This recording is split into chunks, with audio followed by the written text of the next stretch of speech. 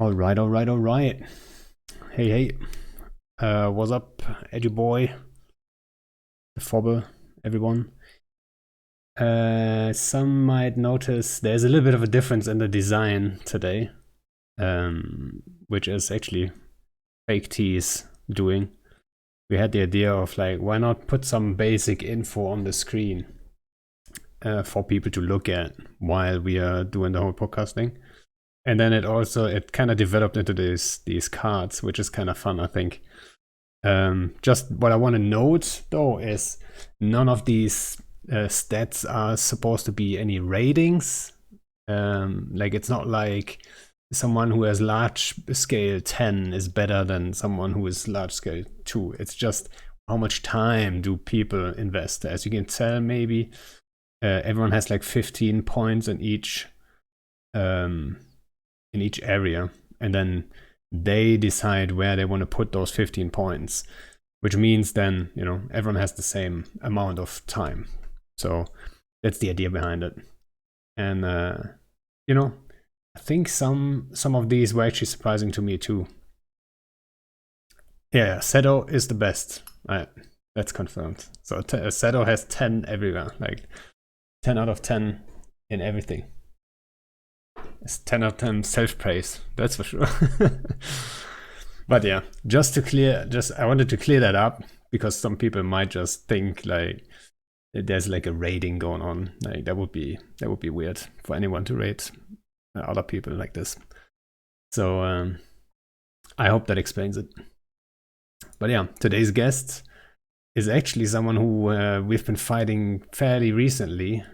A couple of times. Actually, in Syndicate, we also fought a few times, I believe. So it has been going on for a while. We've been fighting, but in US time zone. So I don't really have. Maybe we had a fight like FC versus FC kinda, but I can't remember one. But I'm usually in a supportive role when we fight, because I support the US time zone guys sometimes. Darius Caliente is the main FC for United Federation of Conifers. I'm not sure if that's an insult or so when people call you pine cones. I hear that every now and then. The pine cones. Definitely not. Nope, we love it. All right, there you go. He's the pine cone guy. When was it? A couple days ago, maybe a week ago. I forgot. A couple days ago, we had like a massive brawl with dreads, and everything escalated. And also, what you guys like to do is field ravens, which ravens got a special place in my heart, that's for sure. So I liked it. When I first saw those ravens, I'm like, oh yeah. Another, someone else picked it up, said like, actually, they apply quite well to everything if you, hit them well and, play it right. And then also you guys say, yeah, they apply really good, even on mutants, I would say. I've not tested it on mutants necessarily, but it's not like the murder machine if it comes to hex. But they certainly they're scary. Yeah, mutants disappear pretty quickly. Yeah, but the kill speed is not super high. Right? That's the thing. Like you have to hold. You're not gonna win the trading race if you lose against mutants. Right? If your mutants have enough DPS to get through you, you're not gonna outdamage them, like outtrade them. I feel like, right? That's the thing. You count on surviving. So what those ravens are brick tanked, basically maximum tank with a fax. That's usually what you do, and then you prefer defensive position, I would say, because that gives you a couple options with a forward and stuff like this, right? Yeah, we consider them to be basically solely a defense. I mean, we use them occasionally offensively, but they die very easily without a structure to. But since you like, that's one of those things with those cards. Oh, and now I actually noticed I had a chat window. I might have to, adjust it a little bit, but I'll do it for next time. But since you marked it on the thingy too, you don't do theory crafting all that much. Whose idea was it to focus on ravens? Like, if it wasn't yours, or was it yours? So originally it was mine. the Ravens we initially fielded. So basically, when we were back in Syndicate, we needed some sort of doctrine. We were getting to the point where we couldn't just kitchen sink stuff anymore, and we did a variation on Raven, on the current Raven we fly with. We had a large ancillary shield booster in the utility high, and that was the doctrine we ran back when we killed Brisk's Widow. Um, and so we started out there and went through quite a few iterations to the current one. But we've got one guy in our alliance, Jack, who does most of our theory crafting. And it improves anything that we throw out there. He just takes and improves upon. So he does most of the work there. And I mean, I like theory crafting, but you know, I come up with let's call it 2 out of 10 star fits, maybe 3 out of 10 star fits, and then he takes them to like 8 or 9 out of 10 stars. But if the So he's idea, real one. but if the idea is the right one, you know, and Yeah, if you point them in the right direction, I can mean, make all the yeah. difference. So Cruise Ravens worked. I mean, basically, we were inspired by you guys. We just didn't have the number of pilots to do massive bush fleets, so we just did a few, and then it was Jack who took it and made it the awesome doctrine that it is that people are afraid of. So whenever you kill stuff with ravens, it's almost like a win for us, right? So Yeah, whenever sure, we why fight not? you, like it's basically we cannot lose. That's the way I would see it. Yeah, yeah. So like let's whelp ships into you guys. Everyone wins. But Sounds good. it's, you know what, the bush ravens were kind of it was kind of similar because I was looking like what else can we do with the bushes, and I was looking around and we needed a solid doctrine that can take on the super caps from NC. And it was actually Bliss saying like, ravens have a long range and they've got solid DPS. And I, at the time, I wasn't aware of the DPS you can get out of them at 300 km. And then, yeah, he pointed me in the right direction and I picked it up and made the fit. And then, yeah, we kind of went from there. So it all started with Bliss, who came up with the Raven idea. Then me taking it, and then you picking it up, saying like, ravens work quite well. And yeah. And the alpha is underestimated, right? When we fought NC, when we fought NC, we alphaed Macarius off the field, and we were like, oh shit, we can do some stuff here. Yeah. Yeah, we very quickly learned that the key to the Ravens is the countdown. Everyone's got to fire simultaneously, and then ships just evaporate.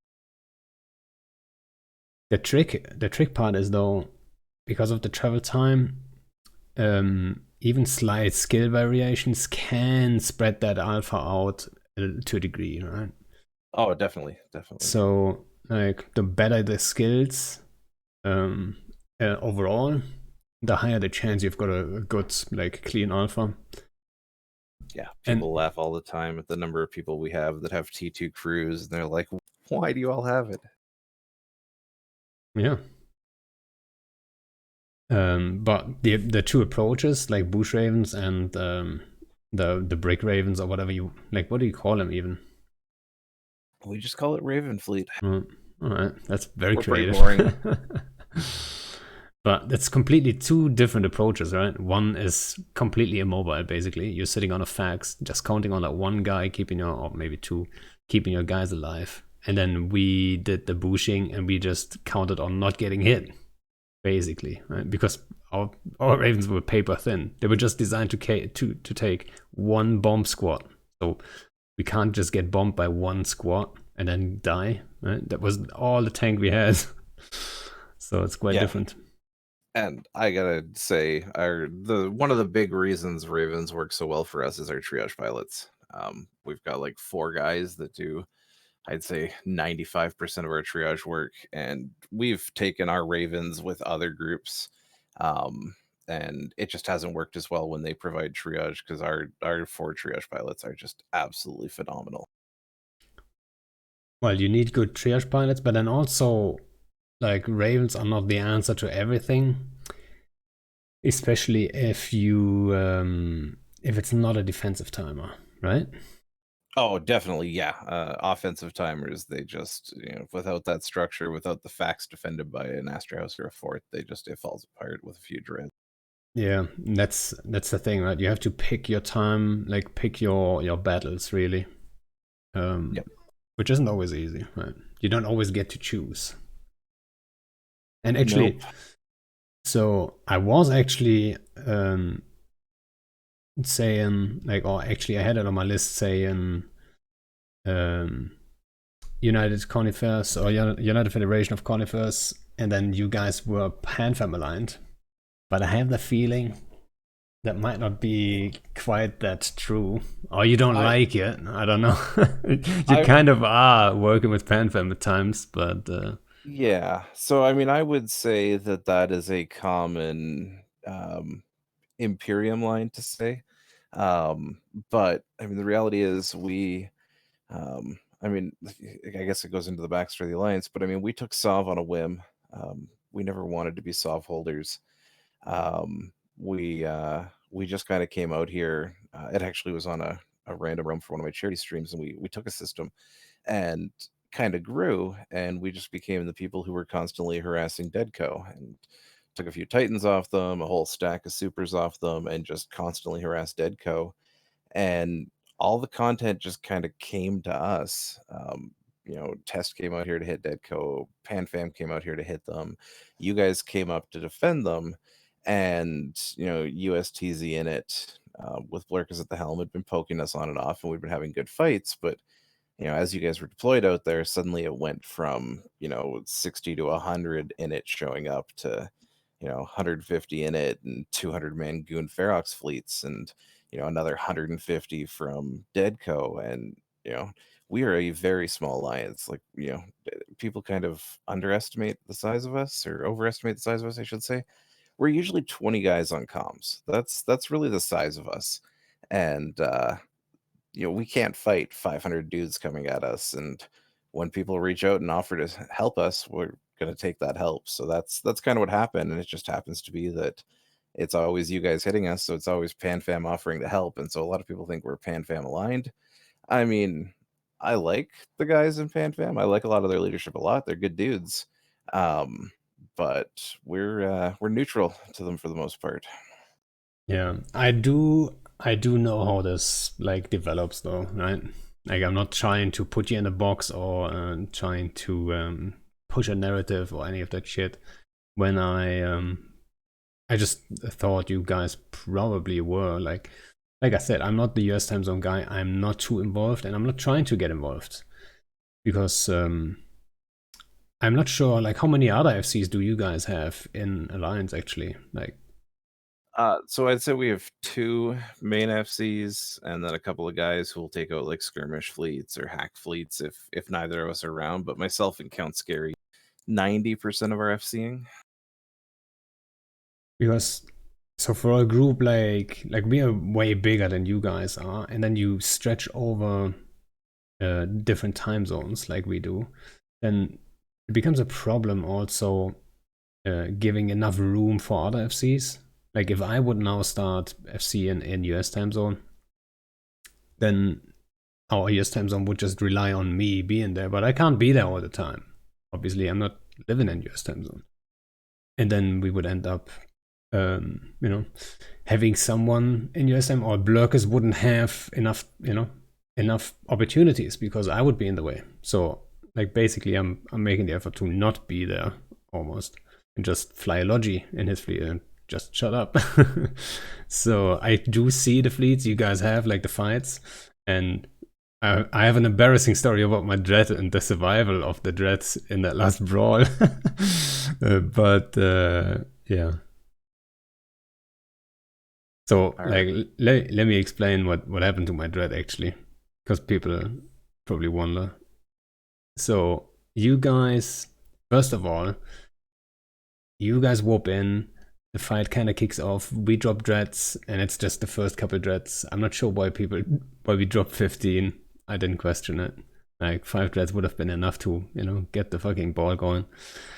But whatever, we drop 15 dreads, get the ball going, then you guys jump in everything, we jump everything, and then all the dreads shoot each other. The problem was, there was one Sino only. There was the backup Sino for the second group. And that one just, I don't know what Bonga did. He got it killed somehow, right? And the next Sino was just a jump away. But basically all the dreads were told to switch fleet and jump into Asher's fleet, who already dropped dreads. So I'm doing that, but I'm also repping, and we didn't have a massive Nightmare fleet, but we had a good Logi wing and stuff, but we had to work hard to keep those Nightmares alive against that. There's basically 3 subcap fleets that were like really big. So we were struggling, and I'm going back and forth between Dread and Man, and then I hit F1, 2, 3, 4, right? For my reps to save someone, but I'm still on my Dread. So I sieged on the Keepster. So, and when I de-sieged, there was no sign available anymore, so that's why my Dread actually didn't die there. Kind of embarrassing. I mean, you could have been Brisk's Phoenix there instead. That would have been slightly worse. Yeah, what's your guys' obsession with Brisk? Is he always primary or what? He's not. Well, okay. Yeah, he is usually. Not intentionally, but we do like to shoot him just because of the running gag. I mean, so that, like I said, the first when we first started using Ravens, I think we were bashing an Eviuni Athenor, and all of a sudden a Loki lights in the middle of our Raven ball, and in it blops. And we killed him then, and we were killing ourselves laughing that somebody had dropped blops on a Raven fleet at 0. And so it just kind of was funny after that. It had come up a couple of times every time we Who saw was Brisket that? logo. It was some guy from Fwedded at the time that had lit the Sino. I don't know what they were thinking. Oh, wait a second. That's the dude. No, that wasn't on purpose. That dude was actually switching or whatever, right? Didn't he join you guys? I don't know, but I think No, he's still in Fwedded now. We actually looked I because think I saw quite on it left the though. yeah, At the time. because I saw on when Brisk was talking on stream yesterday there, he said that it was a spy character. So we were trying to find out what the story was because we still don't know. We just thought it was but Yeah, that's yeah, what I so heard too. we would just always try and shoot Brisk when we saw him. And then one day a Kiki fleet came into our staging, and there was Brisk and a Draugr. So one of our guys immediately went for him, and it was like I don't know, 2-bill Draugr and a 2-bill pod or something like that. He likes to be a snowflake. Yeah, so it was just it's just a fun little meme. I mean, the only reason we play Eve is to have fun. I mean, we don't do it for the grind of it. We don't PvE, most of us, for the most part. You got soft now. We Get just rid of play it to while have you fun. can. Well, I mean, we just took more, right? It was important to us to show up ahead of Init on the Dotland Alliances list. So we went and took 31 systems and queries last night. Is that what happened? Yeah. Yeah, we were bored and we were sitting there and there was nothing going on. We had no timers on a Saturday night, and we grabbed a freighter, filled it full of TCUs and Jita, and flew it from Jita down to Quirius and just dropped TCUs in every system and put Tristans on and just so that when we woke up this morning, we'd be above Init on the list for this chat. Oh my god. Well, we're not big fans of Soft at all. Like we have way too much Soft. We would be happy to give it away, to be quite honest. I hate it. I mean, we lived in Syndicate. When we came up here, we originally deployed to Rory to NBC. I'm not a fan of holding Sov, and I don't know how I ended up, with an alliance that holds 98 systems currently. But it is what it is, and it's fun. And like we took when Deadco moved out, we started dropping TCUs in Northern Deck. And it wasn't that we want that space. It was just for the memes. Like we wanted J1AU just to laugh that we had J1AU now. And it just has kind of grown into this unwieldy nightmare. 90% of cones are Darius's and Toes' alts.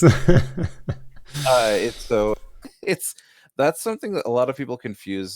So Count Scary and I obviously run a lot of characters, and yeah, a lot of people think either we're all Count or we're all me, and that we have a lot of Entosis ults. But yeah, I think between Count and I, we're running like 30 or 40 members of Count.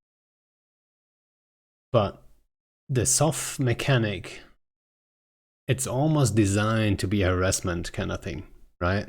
Would you agree? Oh, definitely. It's also designed to let groups like us have SOV. I mean, if we were still under the old SOV system, there's no way UFC would hold a system.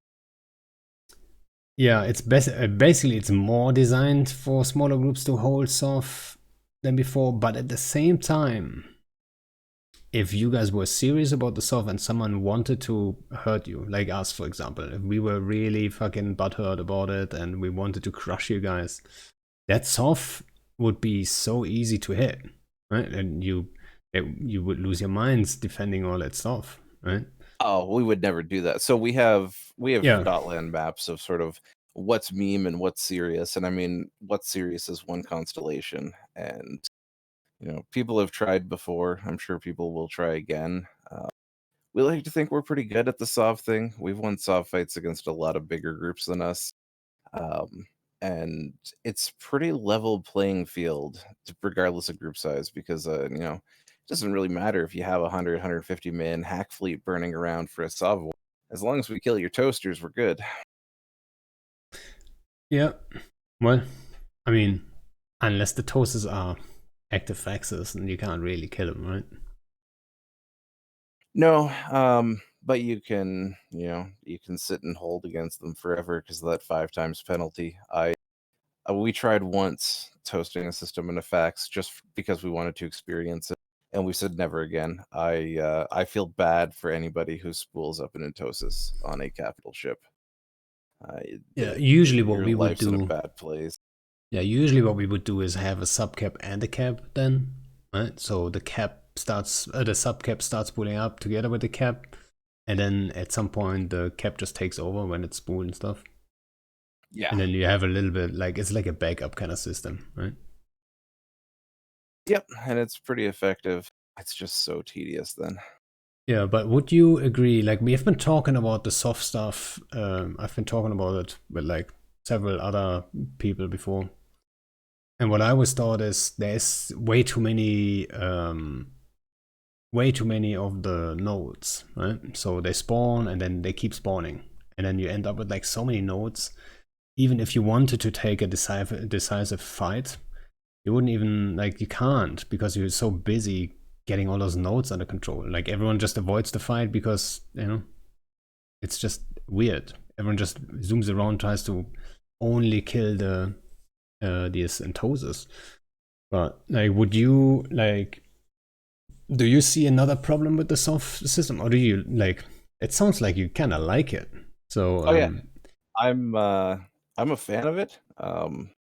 The first time I got to play with Sov was when I brought my corp into an alliance in Quirius a number of years ago, and I like the current system a lot. I'm a pretty big fan of it. My biggest complaint is when you get the first 4 nodes spawn and they all spawn in one system. I sometimes feel the distribution isn't the greatest. I realize it's randomized, but I'd like to see a little more forced distribution of nodes. When they all stack up in one system, that's when things start to get a little hectic. should And there I maybe?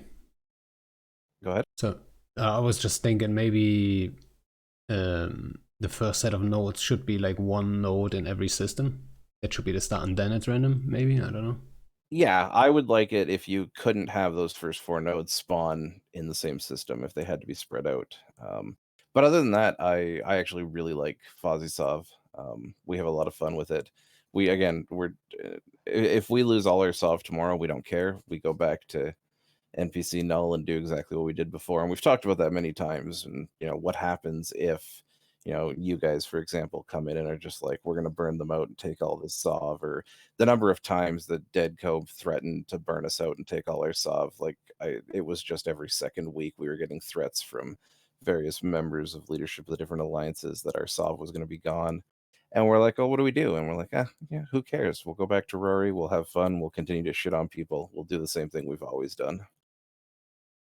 Yeah, from our perspective, usually, I mean, traditionally, I want to say, if there's a mid-scale or like a mid-size or smaller sized alliance, the only reason why we would go and like stomp them completely is when they keep harassing us. Like, but I mean, obviously, you do kind of stuff that you could count as harassment, but at the same time, it's up in Fade and Pureblind and even Cloud Ring. That's like, that's basically space. That's just nobody else takes it. So we put some jump bridges there. Yep. But in general, right? If you guys would go into Fountain and then try to like harass in Fountain, that would be a reason for us to do that. But in general, I think, and I think that's the case for most alliances, though. Right? Like nobody should be really interested in crushing small alliances unless it's like just a pain in the ass all day, every day. And then you kind of have to do something about it. Otherwise, you burn your own dudes out. No, definitely. And I mean, that's like the last few weeks, it's been kind of nonstop for us. And there were some small groups trying to move into Upper Deck, and they were like, why are you picking on us? And it's like, well, you guys just formed a 2,000 man alliance or coalition overnight right next door to us, and we've got 500 people. So yeah, we don't want you setting up shop next to us. But we also felt 2,000 dudes should have been able to fight back against us, and they didn't. They folded up shop and joined the Imperium. Well, so yeah, I mean, GOTG, they had a long ongoing thing. They were burned out at the end, I believe. I mean, Yeah, they've been I'm not even fighting I'm this not even entire talking time. about GOTG. I'm talking about the remnants of them that tried to Who was that? so Dead Heaven Syndicate, which has now joined Drakari's. Most of their members have anyways. I mean, they tried to reform with groups like the Banana Republic, which had just brought in Cruiser's Crew, and XCOM, which is a no value alt group, and then Federation Respect Honor Passion, which hadn't moved from former Deadco, and then a couple of groups, Asheville Corporation and somebody else that I can't remember. Their ticker was alt.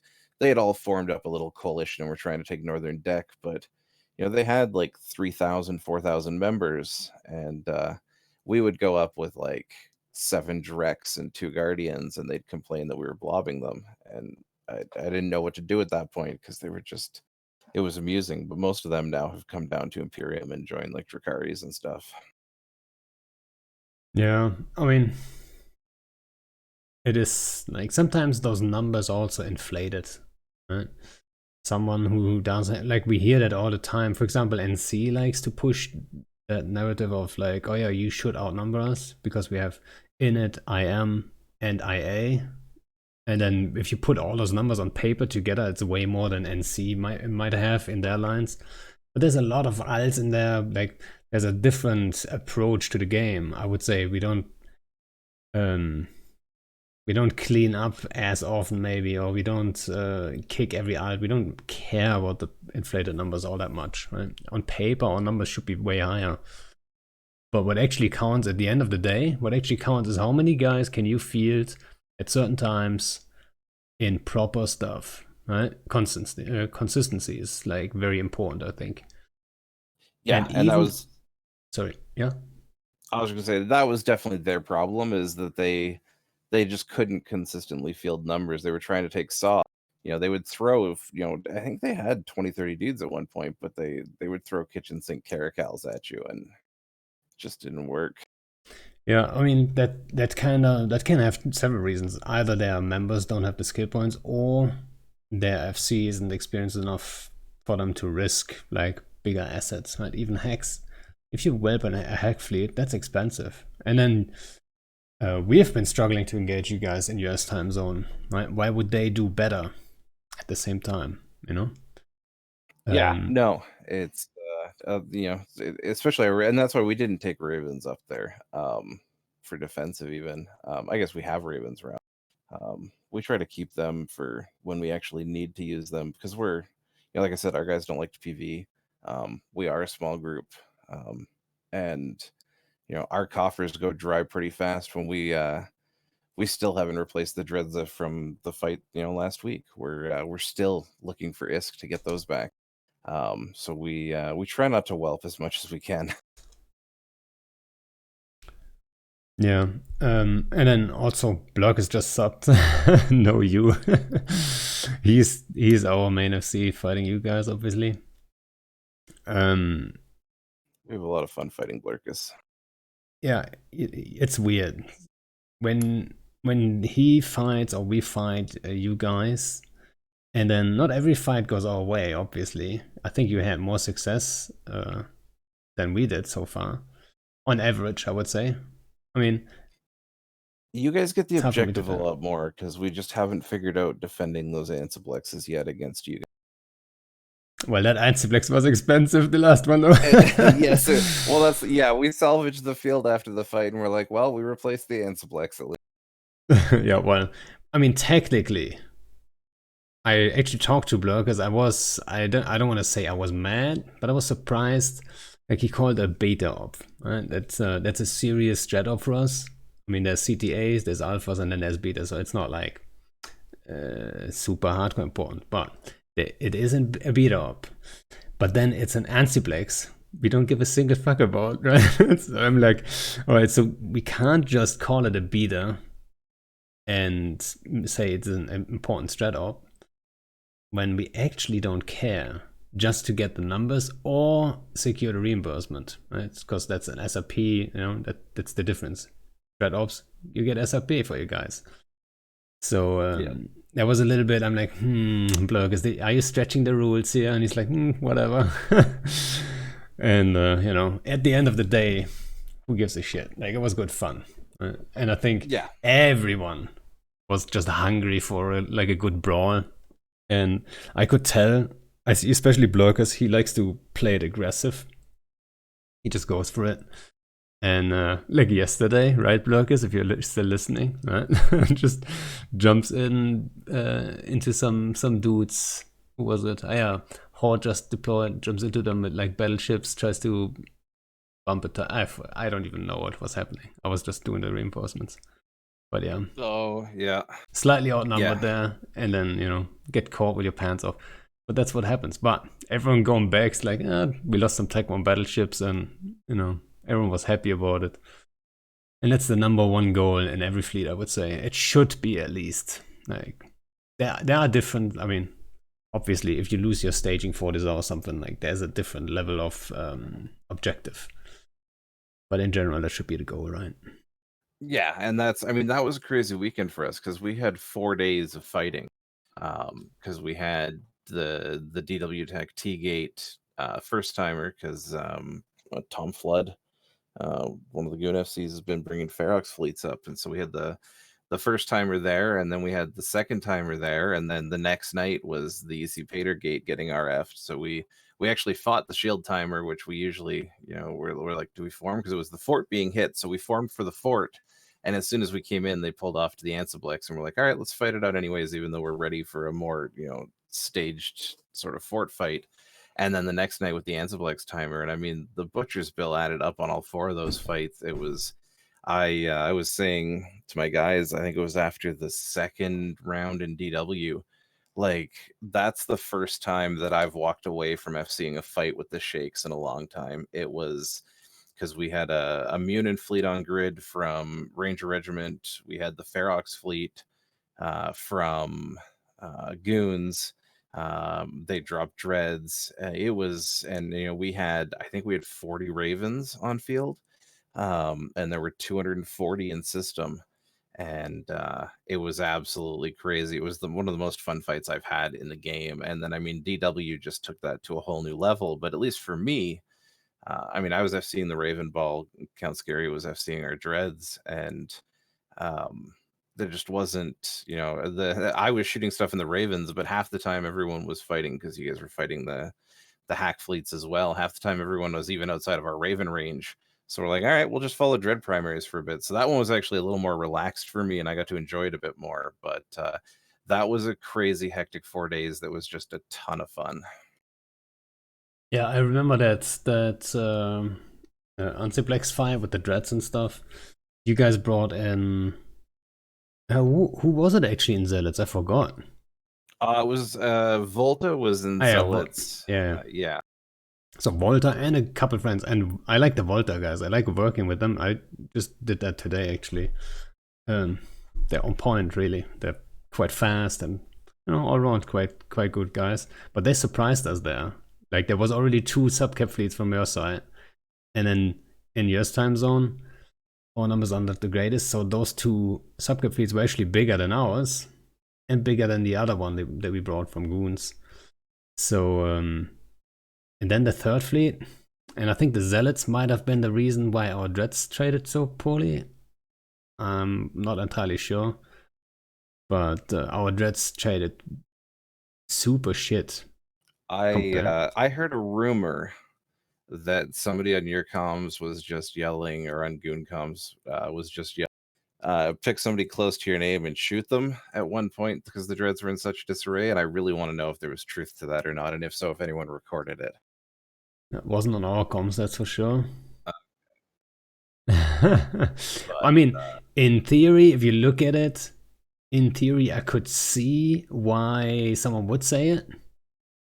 And, you know, the middle ground, what I like to do, let's say you've got 100 Dreads versus 100 Dreads, it would make sense to just say, okay, these three guys are primary, and then put a gun on each. Because you have overwhelming DPS, and you lose DPS in between the cycles. If your gun cycles down and then you have to put them on the next target, that's DPS lost technically. And then also ADC, not ADC, what's it called? EHE is in between and all that stuff, right? So you lose, effectively, you lose less DPS if you split your DPS. But that only works when you have like really like high DPS numbers, right? I think after like 5 minutes of that Dread Ball, like a brawl, you know, you have to focus, right? There's no other way. That battlefield was crazy, and it was just so much fun. I just like we talked about it for days. Yeah, you know what? Like we have been talking about it too, and the thing is, it's always that factor that always escalates, though, right? So first it's you and the Ravens, then Blurk engages the Ravens, and we try to make something happen there. Then it becomes a little bit of a dread brawl. I think it was the day before, right? Or was it 2 days before? So the dread fight happens, and I forgot what exactly. I think we lost a bunch of dreads, and then killed a couple of a few, like I don't even know. We lost 10 dreads or something, and we killed 7 or something. Yeah, in that the order, first kind of, time right? there, because we had pinged our blues and we forgot how many blues have some of the other groups in low sec and over in tribute. We forgot how many dreads we had in range, and all of a sudden we're like, oh, we got 40 dreads if they drop a few. That's okay. And then like 10 or 15 came in that day, and we're like, oh, okay, let's do this. Exactly. I think we jumped in 5 or 6. I don't know what the numbers exactly were. 5 or 6 to bait you out, and then you jumped in, and we're like, oh shit, there's way too many. So we couldn't jump in our fucking dreads. It was just too much. Yeah, that's what happened. But then what I wanted to say is that always escalates then to the next level, right? So next time, how do we approach this? I would always love to say, let's try, another ship type or like a different kind of style of engagement. But at the same time, the go-to move seems always to be, who could we bring in next, right? And then next, we already had dreads there, and we knew that from Asher, that Asher has dreads there. And Asher was like, he's always up for a good fight. So obviously he gets invited, and then he's invited. Then you invite your guy, and that's like, it always spirals into this, shit show. And most of the time, one of the sides wins that bad phone war, and then nothing happens. In this case, we got lucky, and it did happen anyway. But yeah, no, that was it's so funny because we are we're a bit of a proxy alliance at this point, and have been for a little bit, where it's not even that we're a proxy for any one group. It's just that we get a fight, and it's a good fight, like the first timer in the Ansiplex, and other people see it and they're like, oh man, did that thing get RF'd? Is there another fight happening? Can we come? And so people just start reaching out and asking us constantly, can we come to this timer? What's going on there? What happened? And I tell people all the time when we're sitting and talking, I'm like, we're kind of like the horrors of New Eden. If people ask us for help, we go help. If people ask if they can come, we tell them to come. We don't say no. We just tell everybody to come have a good time with us. And sometimes that ends up bringing 1,000 people to system, or 700 or whatever we had there in DW or in EC Pater. And it gets to be a little crazy, but like I said, we're just in it for the fun. And to have a good laugh. And if we can walk away from a fleet laughing at the end of it, then mission accomplished, regardless of what we've lost. And that mindset of just, trying anyway, that actually, you guys gain respect also from our guys, right? And now I remember we actually did have one fight. I came back with a fairly sizable Kiki fleet, and I do not know why, but we started reffing one of your jump bridges, I believe. And then you jumped in with a fax and a couple Serbs. And it was way too small of a fleet, and we just, killed those Serbs quickly, and then the fax afterwards. But at the same time, everyone was like, holy shit, they give it a shot though, right? Because usually we tackle a super, and then if they don't have like 150 people ready to go, they don't even engage us, right? And you guys are like, oh, they're reffing our jump bridge, those 10 Serbs and this fax, they have to get the job done, right? And you just jump in. And it was like, yeah. We take basically every fight we can. I mean, we do sometimes get yelled at for our use of caps. We've been told we abuse capitals. It's actually really funny. One of my favorite things is when members of the Imperium come to our space and we drop a dread on them and they tell us we're abusing capitals. And I'm like, have you been to Delve recently? But we do like throwing around things with jump drives. But yeah, I mean, we'll take any fight. And I remember when you guys did that and the serves and the facts came in, because I logged into comms a couple hours later, and the first thing that was said to me was, don't look at the kill board, and I just started laughing. I like when someone says that. That's super rare when someone says it in all comms, but something real shit happened then. But Yeah, we say it every day. Like, don't look at the kill board. Or more recently, we've been saying, don't look at Dotlan. We have some members who groan every time they get on comms, and they're like, you guys took more space. And we're like, yeah, we were bored. There was nothing else to do. It was sitting there. you know what? I hope there is maybe another alliance leader, or maybe someone who wants to be an alliance leader takes an example of this. Like, at the moment, I think smaller or mid-sized alliances are very underrated. A lot of people are not aware how much power you guys have, because big alliances, you don't want to be busy all day defending your stuff. Like, they will, after a while, give up on stuff, right? Like, if you keep going and you're persistent, you can take all kinds of weird, like soft or whatever, and have fun with it, or get good fights. You have to pick the right spot, maybe, right? Don't come to Delve or Esoteria and expect to take soft there. But there's some regions where that's not in direct reach of like massive umbrellas and stuff like this. And it's funny that you say that, because we were just discussing. So we took the Quirius space. So we've got space in Deck, Pureblind, Fade, and now Quirius. So we were just discussing it's the bookends. So now we just have to take Cloud Ring and Fountain and Delve, and we complete wait a second, the full set. Quirius? Yeah, we took 31 systems in Quirius last night. What are you doing in Quirius though? Again, it was just sitting there unclaimed, and we had a freighter and we bought some TCUs. I said, all right, if people want to do this, toss money to my GDAL and I'll buy TCUs with however much money people throw in. And instantly, we, like, in less than 10 seconds, people donated enough to buy 31 TCUs, because our corp wallet can't afford that, but our members can. So we crowdsourced it, we bought them, we flew down to Quirius, and we just deployed them all. So somebody's been flying around Quirius today, RFing every one of them, because I mean, obviously we're not serious about it, but we'll go down there for the timers that are in our time zone, and we'll shoot at stuff that's around. It'll be fun, but it was just something to do. So yeah. We also got space in Quirius, and we just like have it left from like worse times, you know what I mean? Because when we were originally in Syndicate, that was like World War B times. And then we had to look at options. We had to get some income going and all that stuff. So we took that pocket and Quirius, which, did its job. But it's a leftover from like past times.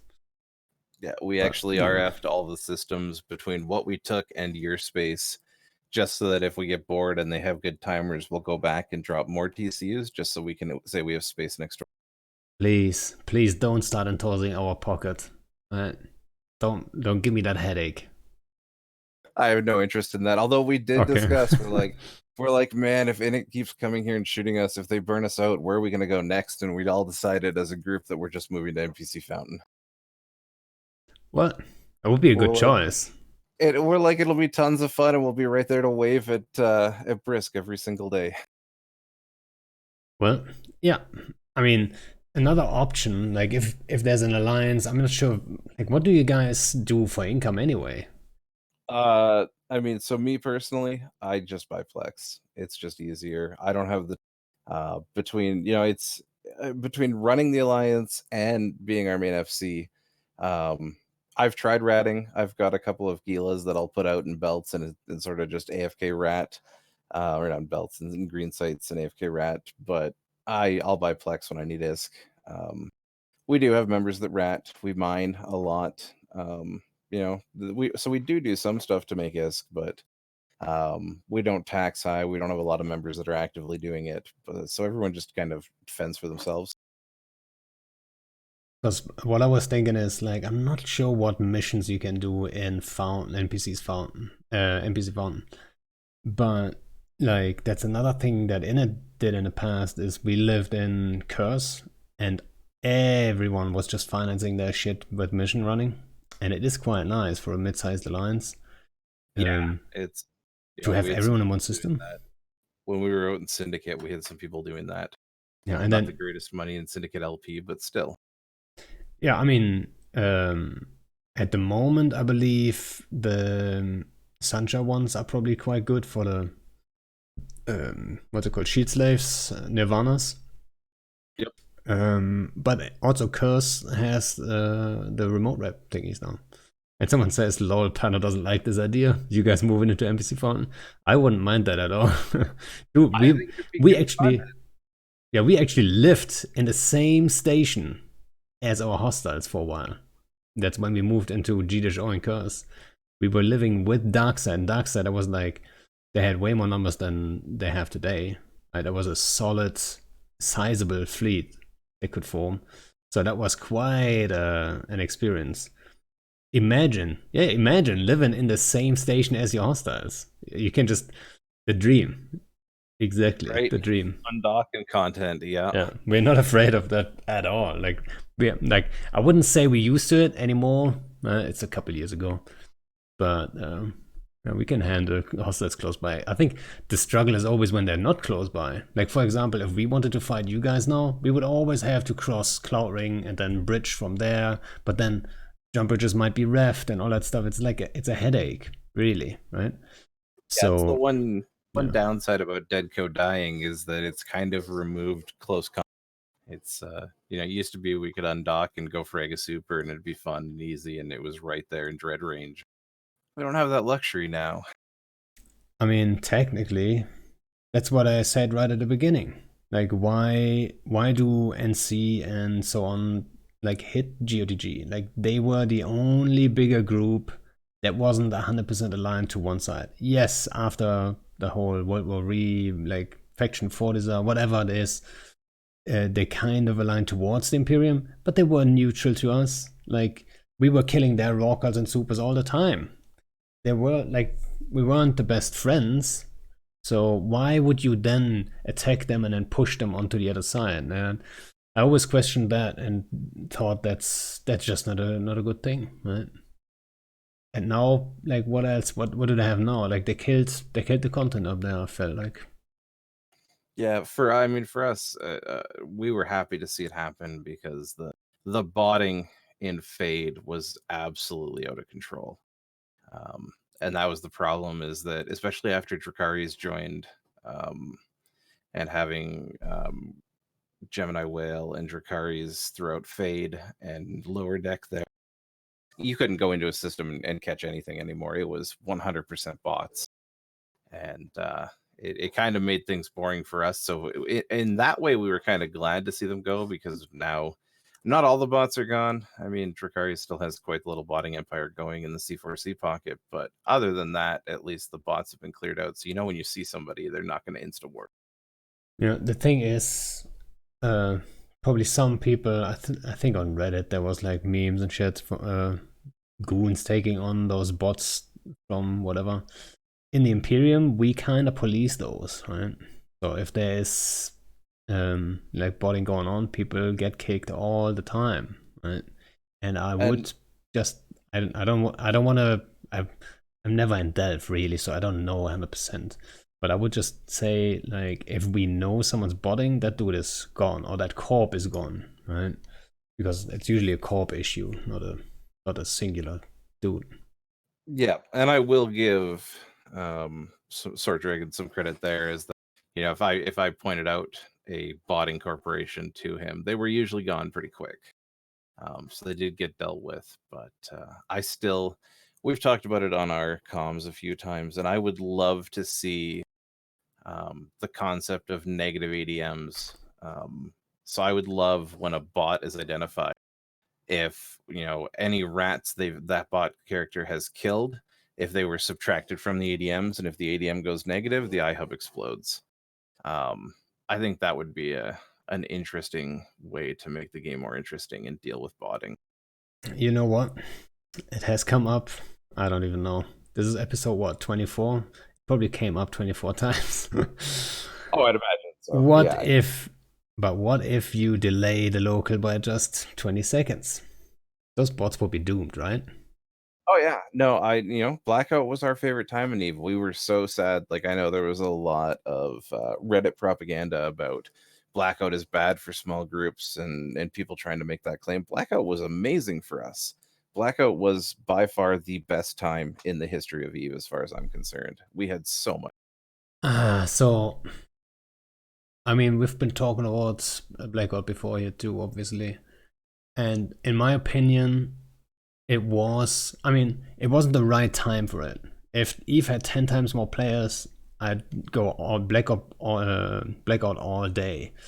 But I believe, especially from our perspective, I was hunting the entire map, which I still do, obviously, right? So I know all the places to a degree. So, and I could just tell everything was dying out. There was like places that were still busy to a degree, and I guess you were still in a place where you could find, but a lot of space was just dead, plain dead.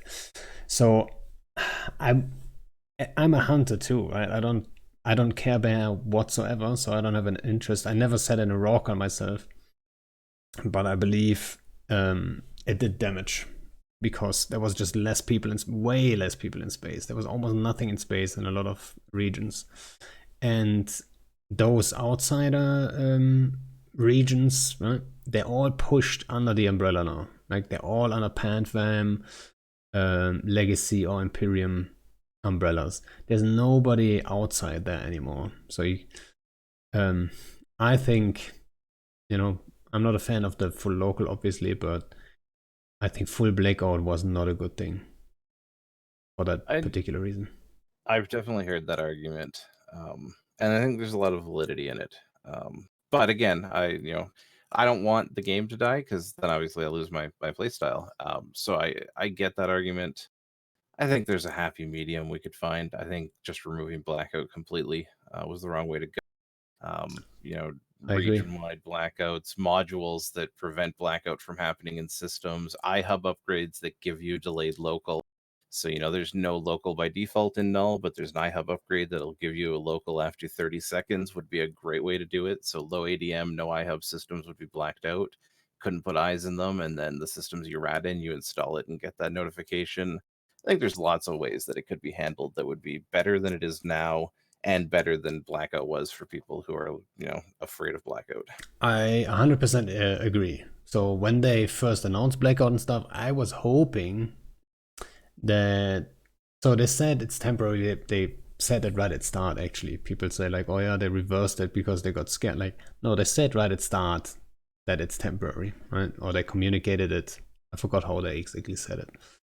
But I was hoping, like, if it's an experiment, if you're running a study, like, do something with it. You know what I mean? Don't just say like, oh yeah, we do this and then go back. But say, okay, we've got the info we need. This is the middle ground. Boom, and then 20-second delay, or there was talks about like an observatory thing or whatever, right? That could be a content generator for smaller groups. If you don't put a damage cap on it, and you know, or maybe there's no timer, right? That's for smaller Yeah. groups. That's perfect to just hit and harass them a little bit and make people undock and fight for it and stuff like this. So there's Yep. a ton of potential right there for content. Yeah, even make it a flex structure and give it the the same timer that Ansiplex is and Sinobeacon. Although, if anybody's listening that can make the change, please get rid of 30-minute final timers on flex structures. They should be 15 minutes. They're too easy to troll and force people to sit for 30. I think flex structures need to go back to a 30-minute or a 15-minute structure timer. Yeah, I mean, I agree. Maybe I'm not too sure about it. I'm not sure how much of a problem that is. But I mean, so we talked about South, we talked about local, and now we're talking about citadels.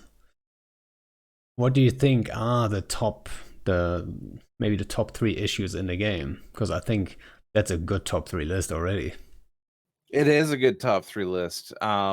I think the I still think, and we camp Ansiblexes and we shoot a lot of Ansiblex, and I still think this. I still don't like moving Ansiblexes outside of structure range. Um, Oh, you don't n- like them outside of structure I, range? I don't. I think they made the wrong fix. I think the change should have been that Keepstar Doomsdays only apply to capital ships. That's one Because I of the think changes. That's for sure. Yeah. that was the big problem with Ansiblexes. I mean, a structure itself, yeah, okay, it can hurt a ship, but most structures are anti-cap fitted anyways. Ping it once so it can't be refit for 15 minutes and then go have your fun shooting shit on the Ansiblex. And they're not going to hurt your subcaps anyways. I think the Well, Keepstar Doomsday was the only big problem, and it just should not apply to subcap. well, one thing I always pushed for, and maybe a little bit too much almost, is that citadels shouldn't have any defenses unless they're being attacked. So then the Ansiblex or the Sinojammer could be wherever you want. Like, it doesn't matter as long as the citadel itself is not being attacked. They shouldn't have any defenses on anyway. Then you would get station games back, for example. Right? You can warp to a Keepstone Zero, throw a bubble, and get lucky. You can poke the underdog, bump people. You can do all kinds of weird stuff. You can just sit there and poke their ego and make him undock, make him look outside, what's up, make him untether.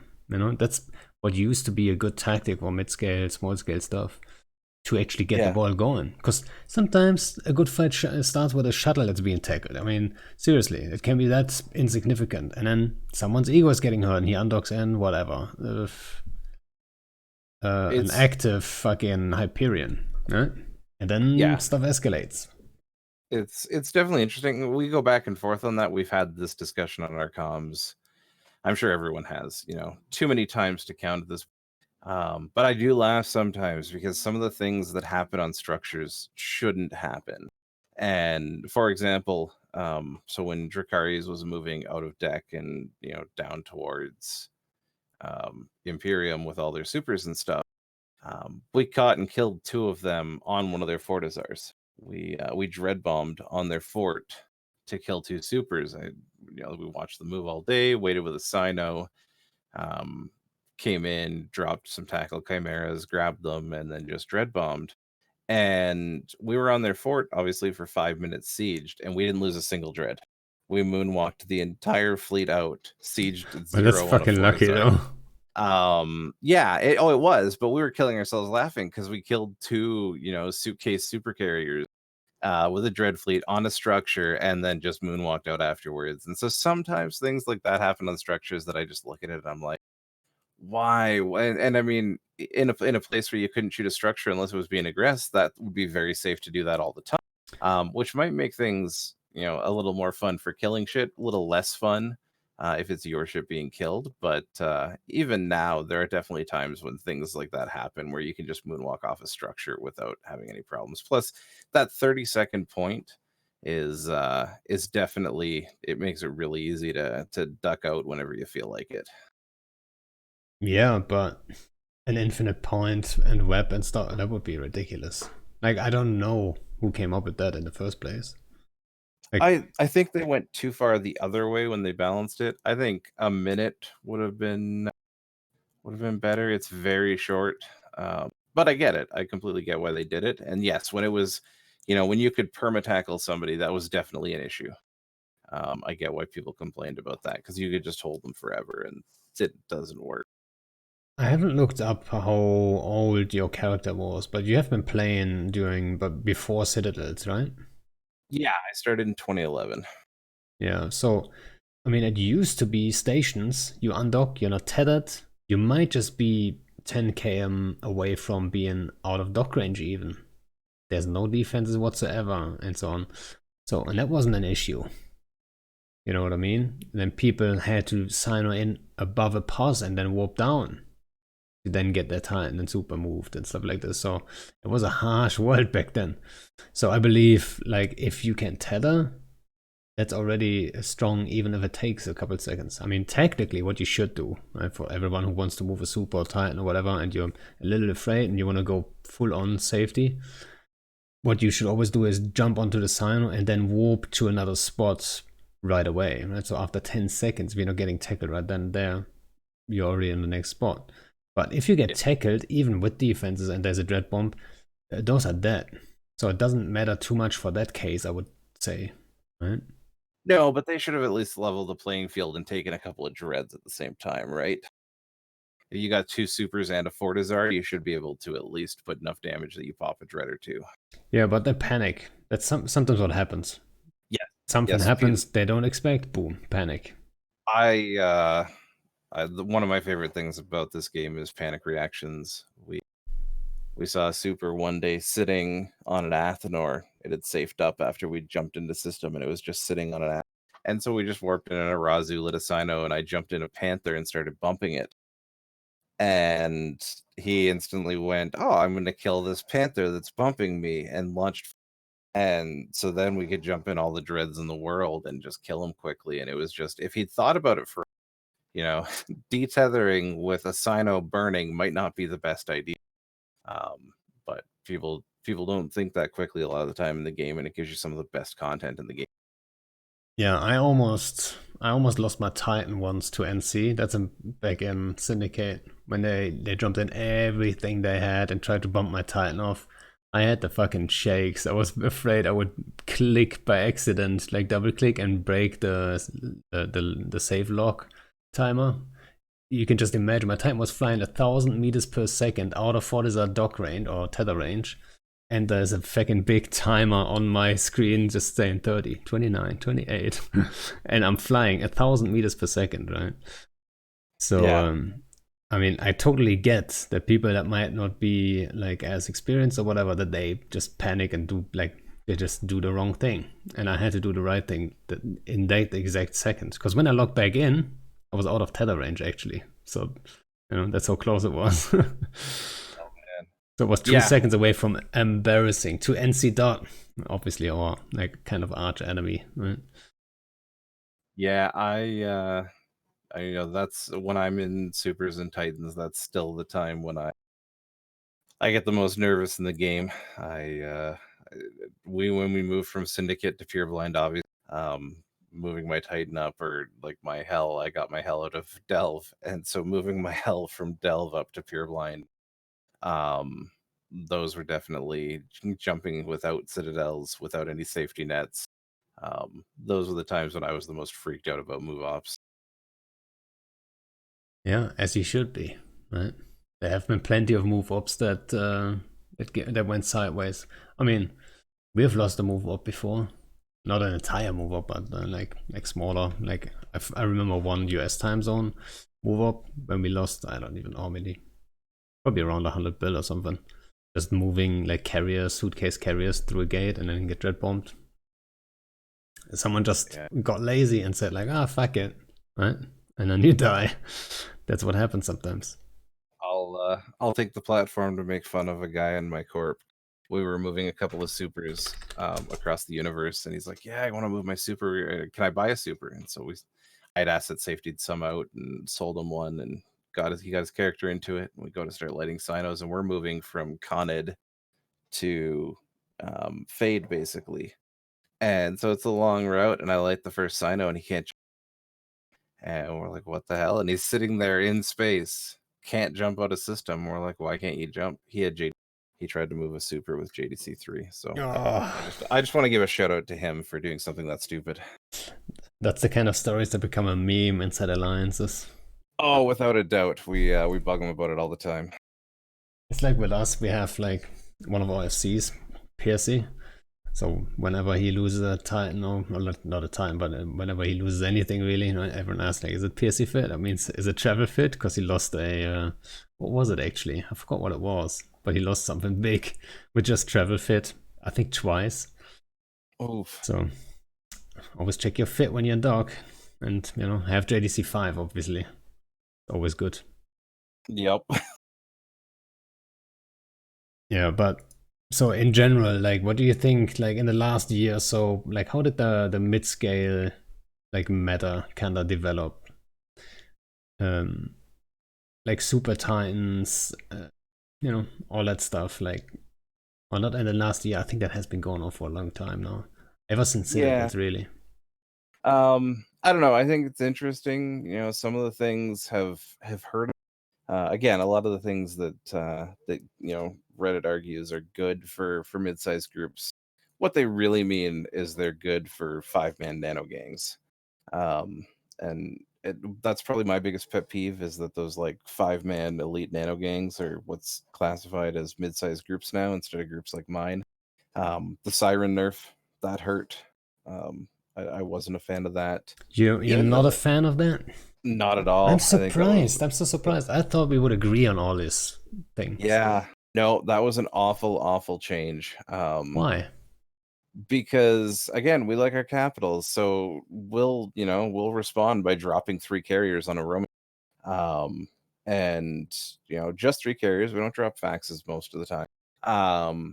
But I'll go out and drop a nano nid, for example, and just But try you've and got solo some AB stuff. sirens now. They should be fine. They're so slow. They can't catch anything anymore. Depends on the carrier. It does, but they're just the speed nerf is just too much that half the time we don't even load them anymore. So yeah, I think the siren change was bad. I mean, I get why it happened. I get that people were tired of being caught by ships moving fast. But I think one of the problems is that you get a lot of Reddit theory crafting, like what happened with the Zenitra. The theory crafting applied to a single Zenitra that was blinged out in the proper wormhole with max skills, with all the drugs in what is probably the rarest of use cases for that ship. And it got a nerf to the fact that it's no longer even a viable dreadnought. Wasn't it? Wait a second. Wasn't it bugged though? I remember making a fit too and checking it, and it had like 78,000 DPS, like that. Yeah, after it must have been a bug. 7.5 minutes of sitting on grid, you show me a fight where Zenitra is going to sit on grid and survive for 7.5 minutes. Because if one comes in when we're fighting, that's going to be primary. In wormhole space, sure, but I don't think we should balance the game based on wormholes. Yes, I agree. Maybe they went too far with the nerf. Yeah, I think there's a middle ground that needs to be found. Yeah, I mean, with a lot of things there is, right? Yes. But, yeah. Oh yeah, it's a game of not only min-maxing in fits, but min-maxing in changes. So too far one way, too far the other way, and give it 5 years, and they'll find middle ground for it. Yeah. So the Zenitra, that's what we hear from. Like, actually, we lost the first one ever as a like a charity event thing. Hey, you guys were there too. A lot of people say like they're just too weak. Like they have to do 2 siege cycles to out DPS a ref, which doesn't make sense because the Zenitra is obviously it's the Triglavian Dread, and Triglavians have a lot of DPS and they spool up and stuff like this. So and they can't track anything. No horse. Yeah, cookies, right? Yeah. So the Zenitra, and most people say like it's a toy ship. It's an overpriced Moros, basically, because the Moros are the shittiest dread. You know? Yeah, well, we've been laughing because I have one. I won it on Hypernet and couldn't resell it, so I just but I mean, we've been talking about just fitting it out with smart bombs because a lot of people have been toasting our stuff with frigates and just dropping it to smart bomb frigates off nodes. If there was capital smart bombs, That would be amazing. We actually just talked about that the other day, how awesome capital smart bombs. I'm not sure if that would be so awesome. I mean, just the other day I killed a Panfam, Kiki, and Stuka fleet with smart bomb titans. It's Oh no, we easy. want So we want capital smart bombs to work the same way as so many other capital mods and only apply to other signature caps, based. essentially. So you could essentially see a dread bomb come in and then just jump in a crap ton of carriers and smart bomb the dread. Like massive damage pipe bombing. It'd just be a fun meme. Again, we're all about the fun and the memes. I love smart bombs. Half the reason that we harassed Deadco for so long was we just kept asking them for a keep star. We said, give us a keep star and we'll stop. But nobody ever wants to give us a keep star. And so that's probably our biggest meme right now is just we hit people and ask them for a keep star. Just put up your own one. It's going to be fine, I'm sure. Yeah, of course. We'll just go drop a keep star. Actually, you know what? If you give me a keep star, I'll drop a keep star. How's that for a deal? Hey, if someone gives me a keep star, I can give you a keep star, and then you can drop a keep star. There we go. I actually said when I do a charity stream for Extra Life every year, 25 hours of streaming, and on our last one when we did it in November last year, I made the comment on the stream that if somebody gave us a keep star, we would go drop it in J1 straight off of Darkness's keep star. And so I guess now my offer has to be that we'll come drop it in IGE and drop it straight off your staging keep star. So if somebody gives me a keep star, I'll go drop it in Fountain. That would be a ballsy move. We would have to kill it, even though I would love to see a keep star right there. We can't leave it there, obviously. It'd just make for a fun fight, if nothing else. You know what? We should make the keep star, like, just put it in Cloud Ring, and then we're just gonna make Cloud Ring content ring, and then just say, like, it's free for all. We open the jump bridges for everyone, and everyone can roam there. And then the keep star is just like the market hub. Just a free ported keep star market hub. It's a free region. We have no use for it anyway, right? Like, what's Cloud Ring anyway? So just have everyone live there who wants to, and then the keep star is on the pinecone thingy. There you go. I wouldn't be against that. Yeah. But if someone has a spare keep star, you know, we can talk about it. Perfect. We actually Bliss is gonna kill me after this, by the way. But luckily, Bliss doesn't watch this, so he doesn't know. Nobody tell him, please. He might not even notice. Yeah, I gotta actually give Init a lot of credit. So like I said, I do the charity stream every year, which, by the way, everybody, it's in November. That'll be the next time I stream, because I only stream for that once a year, 25 hours straight.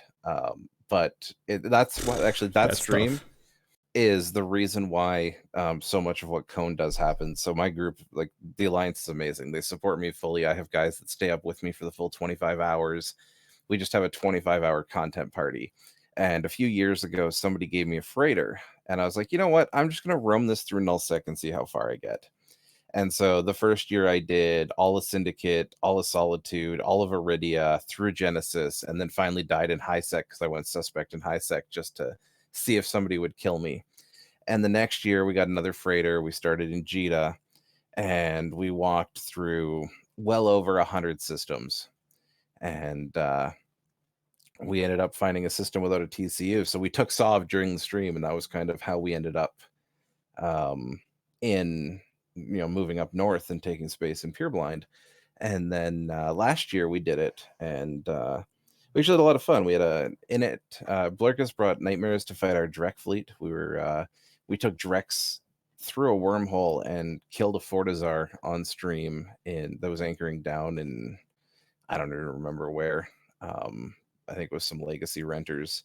And we came back, and Blurkus brought Nightmares to fight our Drek fleet. It was amazing. And then we went to go do our freighter roam, and so we have people to bring whatever they want. So we had one dread, one carrier, and we had an apostle with us, and we just set destination 1 DQ. And so we roamed through Fade, Pureblind, Cloud Ring, and just as we were about to come into Fountain, you guys came and fought us. And Goons brought over a fleet as well, and everyone came. We had Horde had been following us for a while, shooting at us, and so we had just this massive blingy kitchen sink fleet, and everyone just came in, and it made for an awesome stream. But the coolest part of that was that Imperium did hold back from dropping supers and Titans for quite a while. But finally, when the Titans came in, our Apostle Pilot still talks about it. He tanked 4 DDs and died to the 5th one. It was absolutely incredible. It was like a high for him, and so we were really impressed. You guys gave us a lot of really good fights in the stream, and it was a lot of fun. Yeah, well, we try, and sometimes, it doesn't always work. If you get into Fountain, though, the chances drop quite fast because, we don't have control over everyone perfectly. So suddenly there's like 3 guys dropping Titans, and it's like they might not even be in fleet or anything, right? They just do whatever they want. A short time later, as it got later in the stream, we had 10 people on, and I had 5 dreads sitting fitted up in Iridia, a couple of Sino Falcons and a couple of Sabers, and so we sent the Falcons and Sabers out hunting and ended up dropping on a couple of Urquals. So we killed 2, and we were shooting the 3rd when the response fleet finally got in and cleared our 5 dreads, but it was entertaining as all hell. Sounds good. But so what do you think, like, FC wise, what is your focus, or what do you think is your your strength? I like, just to talking, like, it's the first time we talk. For those on stream, they might just wonder, maybe that's the first time we actually is it the first time? You sound oddly familiar, but maybe did we talk maybe once on like Talking Stations or something? No, I was on once about my charity stream, and that was about it. Well, yeah, but strengths FC. I don't think I have any. I think the only reason IFC is because it's my alliance, and people were nice enough to just kind of not stop me when I started. someone has to. Yeah, I started out FCing shortly after I started playing. I started taking out fleets. About a year into the game, I started running. I joined an industrial alliance. Biggest mistake I ever made in the game. And I would just take out like 5-man kitchen sink fleets to have some fun. And I went from there to I did quite a bit of streaming on NPSI fleets. I used to run a weekly Interceptor Roam, and then also FC a bunch of the Redemption Road Sunday fleets. And now I just I just kind of when I started Cone, we started as a War Deck alliance with me and one other guy. And the other guy actually had a huge fascination with pine cones, and that was how we got our corporation name. And the alliance just kind of came off the corp name when we finally decided to form an alliance so that we could do AT. And people just kept letting me FC. I don't know that that's necessarily the best choice that people have ever made, but it's a choice. But I think mostly it's just that I'm in it for fun. I get mad sometimes. I'll yell very, very rarely, but I do yell. But I think it's just that, if anything, I would say my biggest strength is probably the fact that I know that there's a whole lot of really, really awesome people supporting me. And it's really hard to screw up when you've got that kind of safety net. So, like, what I was actually also about to say was that just by talking to you, I can tell you're like more the leadership type, Yeah, I mean, I run the alliance too. There's a lot of people that say don't let your Diplos be FCs and don't let your FCs be Diplos, and I am definitely both. To our detriment, probably more often than not, but so be it. Plus, again, we make stupid choices. Like, people are like, "Why are you doing that?" And we're like, "Oh, why not?" And so we'll go somewhere and see an Ansible X and RF it, or drop TCUs across half Aquarius, or deploy somewhere just because we war decked a group one time and took out all their high sec structures over the course of a week just because I didn't like something they said in local. But it was fun. We got to go do some high sec bashing.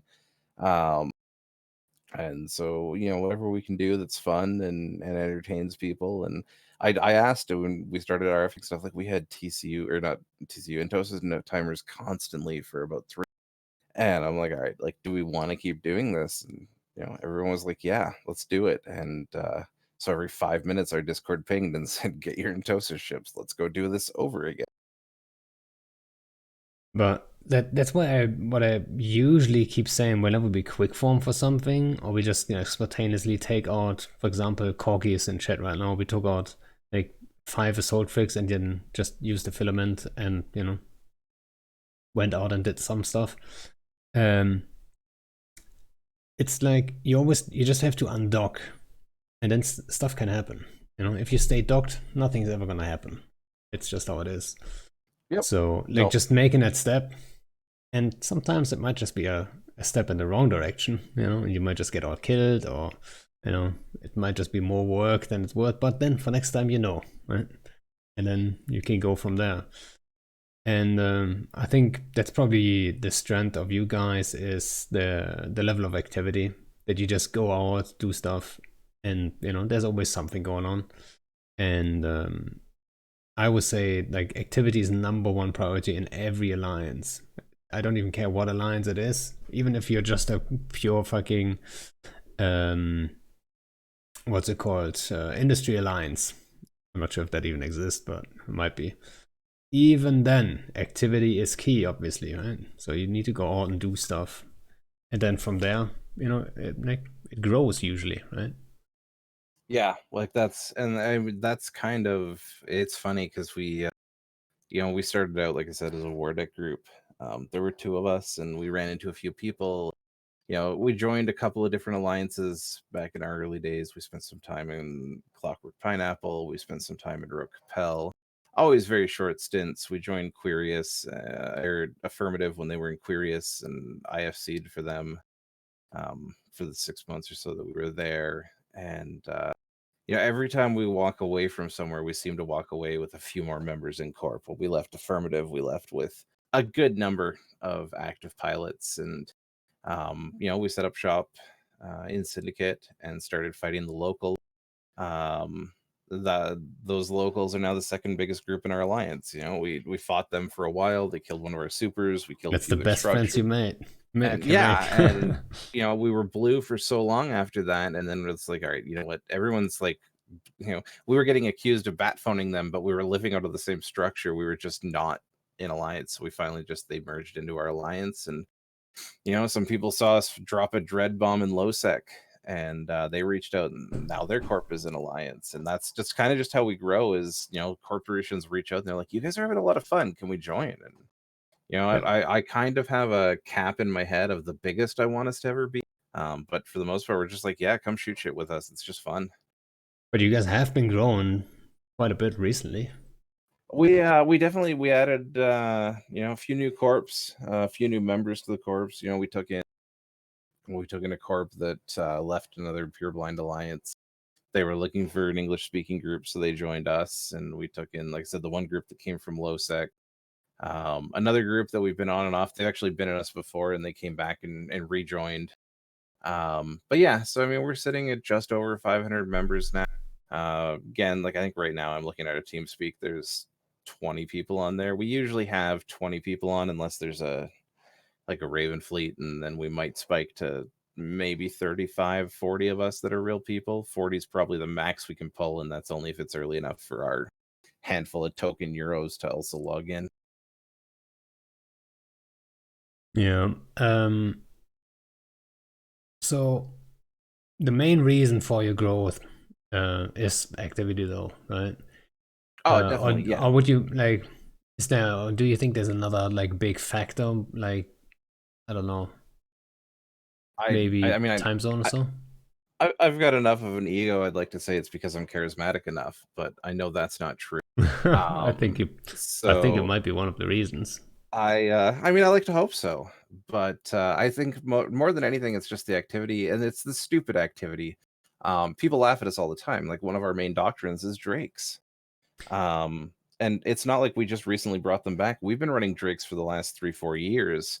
unironically, we'll take out drakes and ospreys, and we've had people drop blops on our drake fleets because they're like, oh, they're just drakes, and we get to shred, Black Ops battleships, and we always take these massive outnumbered fights in our drake fleet and just kill everything. And it's funny, but our three, they're not go-to doctrines, but our three, most common ships are probably Caracal, Drake, and Raven, like just these missile boats of Keldari nature. And our other doctrines are things like Drex and Munins and Serbs, but we have the most fun when we're in T1 ship.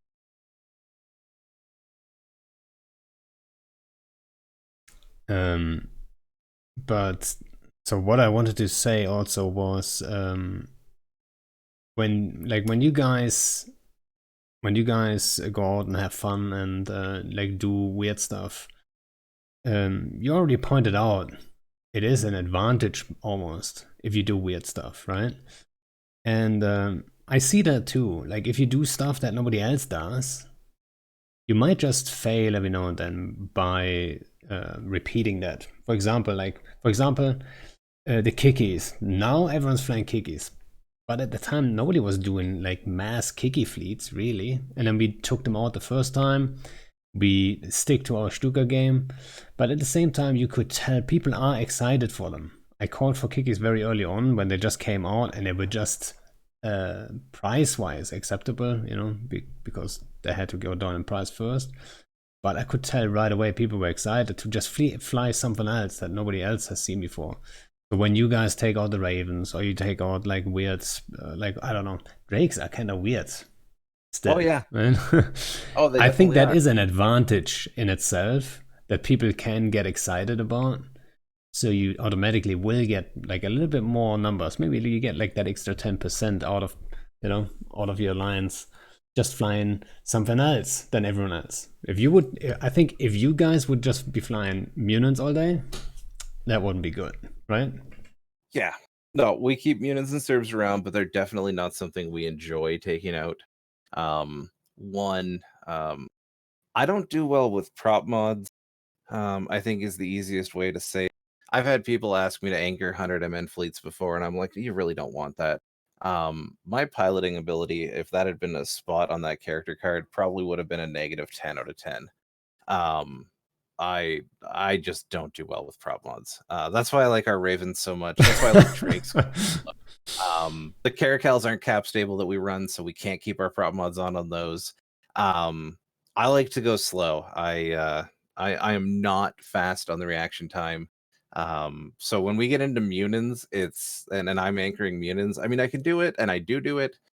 I don't like prop mods. I don't like moving that quickly. I want to just go nice. I think that's why we like caps so much. Like when I siege a dread, I know I don't have to pilot that dread. That's one less concern for me. That's the opposite of me, basically. I wanted to move fast. So, I always feel like the faster the fight moves, the fight itself, not necessarily movement speed with mutants and stuff. I mean, that all plays a role. The faster the fight, the more mistakes happen.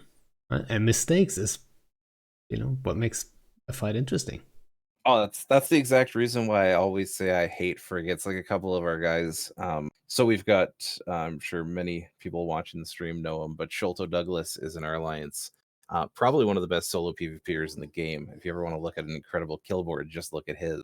And he'll go out in frigates and he'll do things like he'll post that he soloed a Tengu or a Gila or a pair of Ishtars in a frigate, and I'm just like, that's ridiculous. And I sit there and I'm like, all right, I got my frigate, I've landed on grid, I'm ready to fight. Oh shit, I already got popped. And like I don't even have the reaction time to realize I've come out of warp before I die in a frigate. I can't do that fast paced.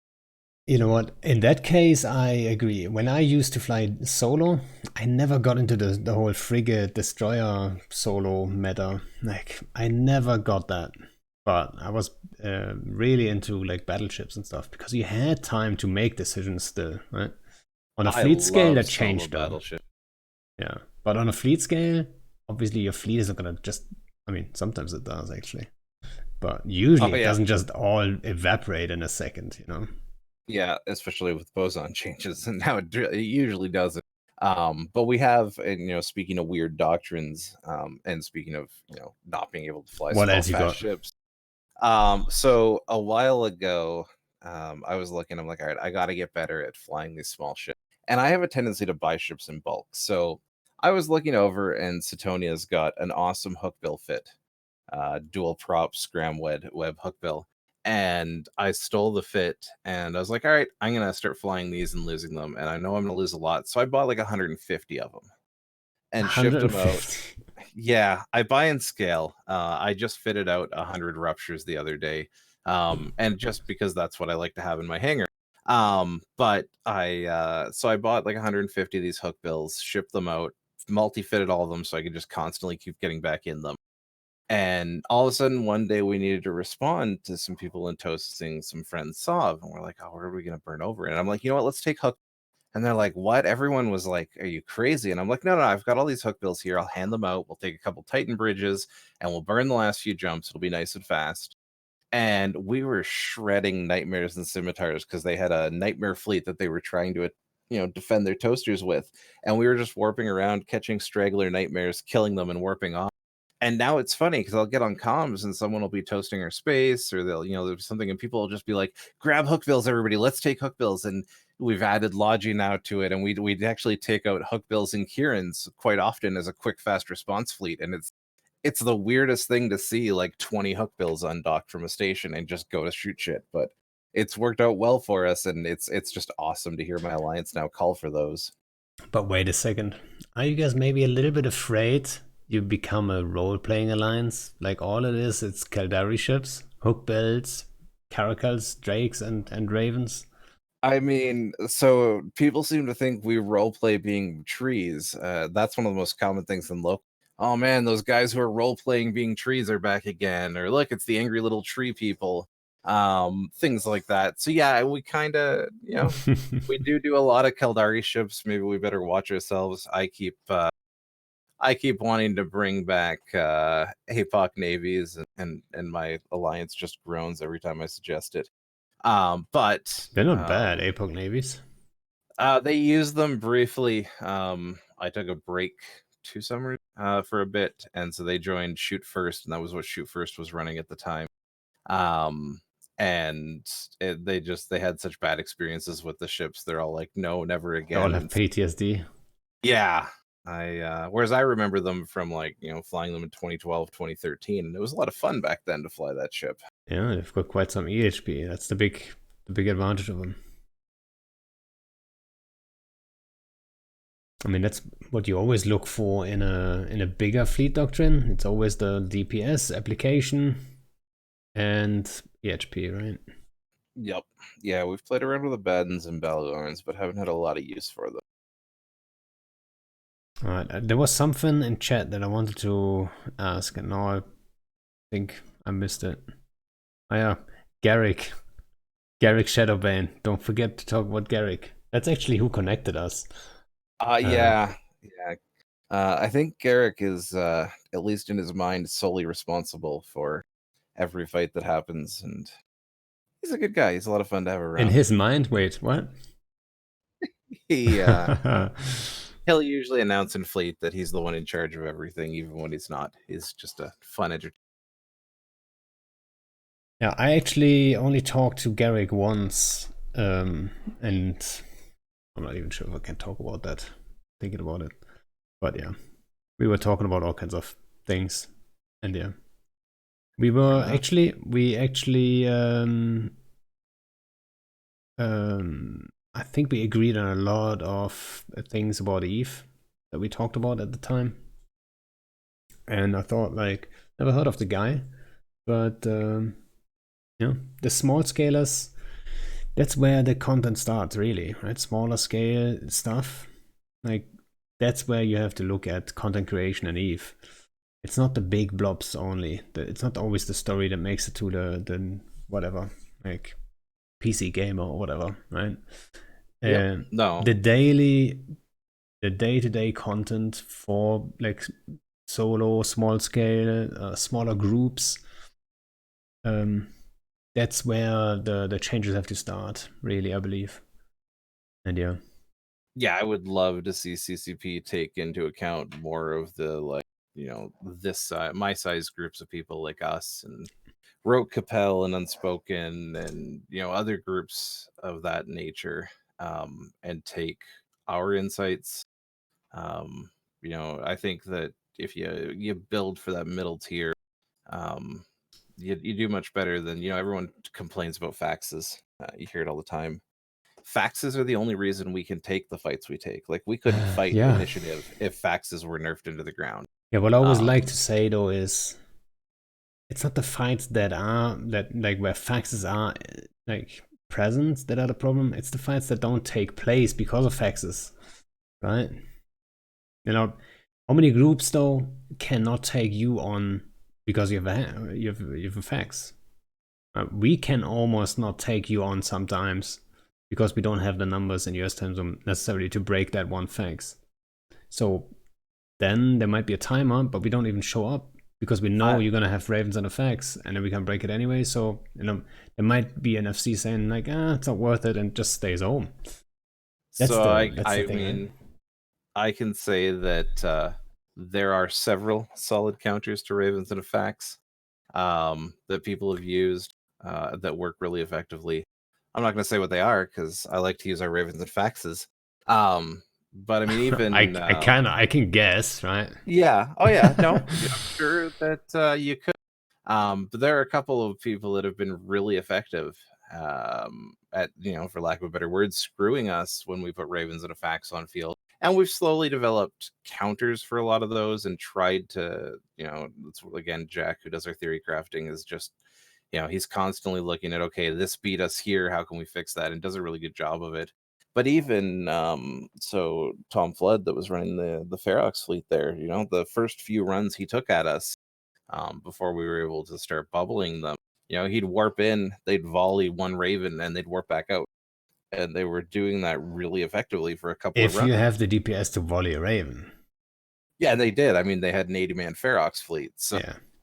it was working fairly well for them. But there are definitely counters. But I mean, yeah, faxes at scale, um, can become an issue and definitely can prevent the occasional fight. But I mean, again, Ravens are a home defense doctrine for us. We don't use them offensively because they just don't work. And I think there should be some advantage to the defender, um, and faxes are definitely a good way to deal with that. Yeah, I mean, technically what you're doing with the fax is then forcing them to bring in dreads.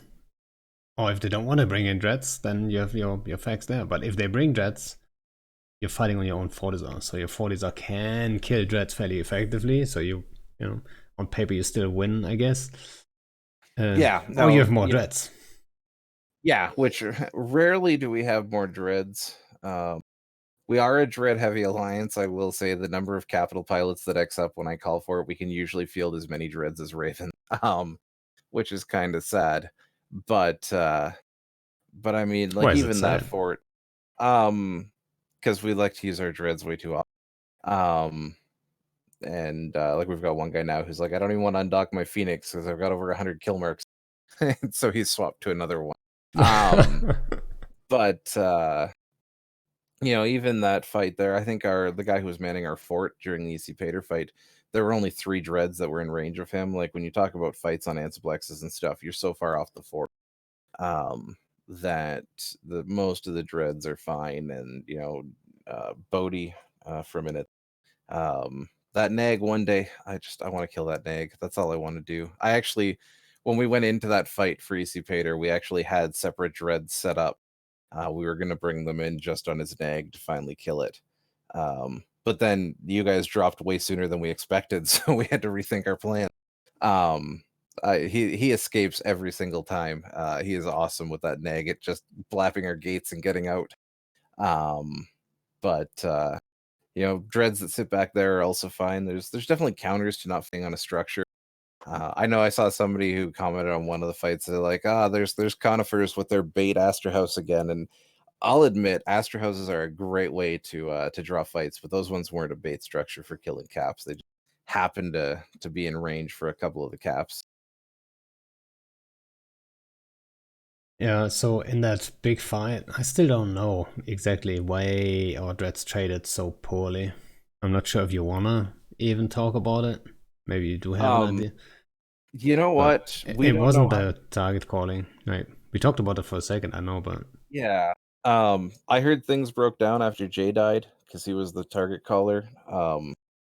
I don't know how much truth there is to that. I mean, I know on our side we were confused as all hell because I think you had double our dread numbers, and not only that, but we had two dread fleets because I think we dropped 35 ish that yeah, were I in think our it wasn't fleet, quite double, but yeah, and we then had dread P-Horde advantage. dropped another 30. And so our two fleets were split. And so our Dread FC was screaming not only on our comms but also over Discord, and then targets were being relayed to the Horde Dreads. So we should have been at a calling advantage from the get go, and then also a numbers advantage. And just sometimes it happens um, and works out in your favor. And we were sitting there just in amaze that it was happening. I mean, we're happy that it happened. I loved the dreads that were piling up. But I think Count Scary, who was FCing it, I think his kill board, he'd killed 93 dreads at the end of that, um, which was just crazy. And then also our Ravens, again, I mean, when you've got 40 Ravens sitting there, that's a good chunk of additional damage. So one Yeah, well, advantage we had with the Ravens shooting the dreads is that as soon as somebody energized, our dreads would swap and the Ravens could finish it off. We didn't need to go back. We didn't need to leave dreads behind. The Ravens could finish them off quite simply at that point. yeah. So one of the theories why we didn't trade well there is also like the zealots with the tracking disruption, but I didn't see that making as much of a difference. I think the dread groups were fairly close to each other, so it wouldn't have mattered all that much. But you did have a shit ton of subs there Oh that yeah, for sure can add yeah, on some extra DPS. So yeah, that might have definitely. just been the difference there. Because also we had to disengage um, basically twice, right? Yeah, the Um, Nightmares had to bounce in and out a few times there. so that might have just been the difference there. Maybe it was like a mix of, like, it probably was. I mean, I'm pretty sure it was a mix of like several things that led to the result it was at the end. Yep, but I mean, at the end of the day, it was so much fun. And all I'm that, glad everyone. sorry, No, go ahead. What were you gonna and say? all that for an anti-blacks that didn't matter to anyone. It's like, It's hilarious because even people that showed up, like, they reached out and they were like, "Hey, we're gonna come to your timer," and I was like, "Okay, sure, come away." And then they're like, "Wait, we showed up for an Ansiblex," and I'm like, "Well, nobody asked me what the timer was." They're like, "Why did they ping so hard for an Ansiblex?" And I'm like, "I don't know, but let's have fun."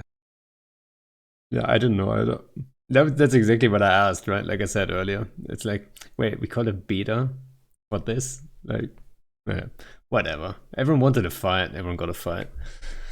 But like, so that was an antiplex. But what would you think? Like, that's a big discussion at the moment. Is um like content drivers or what do you call it? Actually, conflict drivers. So there's soft. You said you like the soft system how it is right now, and I always said I like the idea. I think there's some stuff that needs to be tweaked, but hey. Then we have like citadels. We talked about that, and then even ansiplexes sometimes cause a good fight. But what other conflict drivers do you see, or would you like to see? Like, what do you think like could be improved on, or do you think it's all like there's plenty of reasons to fight, and people I think just need to start or stop being pussies and go out and fight? I think that's part of it. There's a lot of people that just don't want to put ships in space or don't want to. Like the other day, we went and we took a filament. I'm so glad that the filaments came back. We took out a 15-man filament, and we ended up whelping in 2 jumps. But I think that was like just after the DW Tech fight, and we're like, whatever, we don't really care. Let's just go have some fun. I think everyone was in a 1 to 2 billion ship. Like we just bling fitted everything, and we dropped like I don't know 15 20 bill probably at the end of the day on our filament fleet.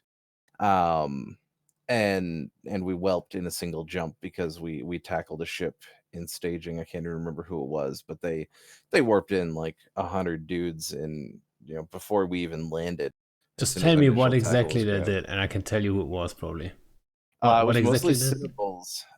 Cinnables. Yeah, there were a lot of Cinnables on grid, Cinnables and Loki. It was somewhere down south. I can't remember which group it was, but they were fast. Um, but it was, I think filaments are a great thing. We definitely, one of the things we like is that content comes to us. We don't have to go find.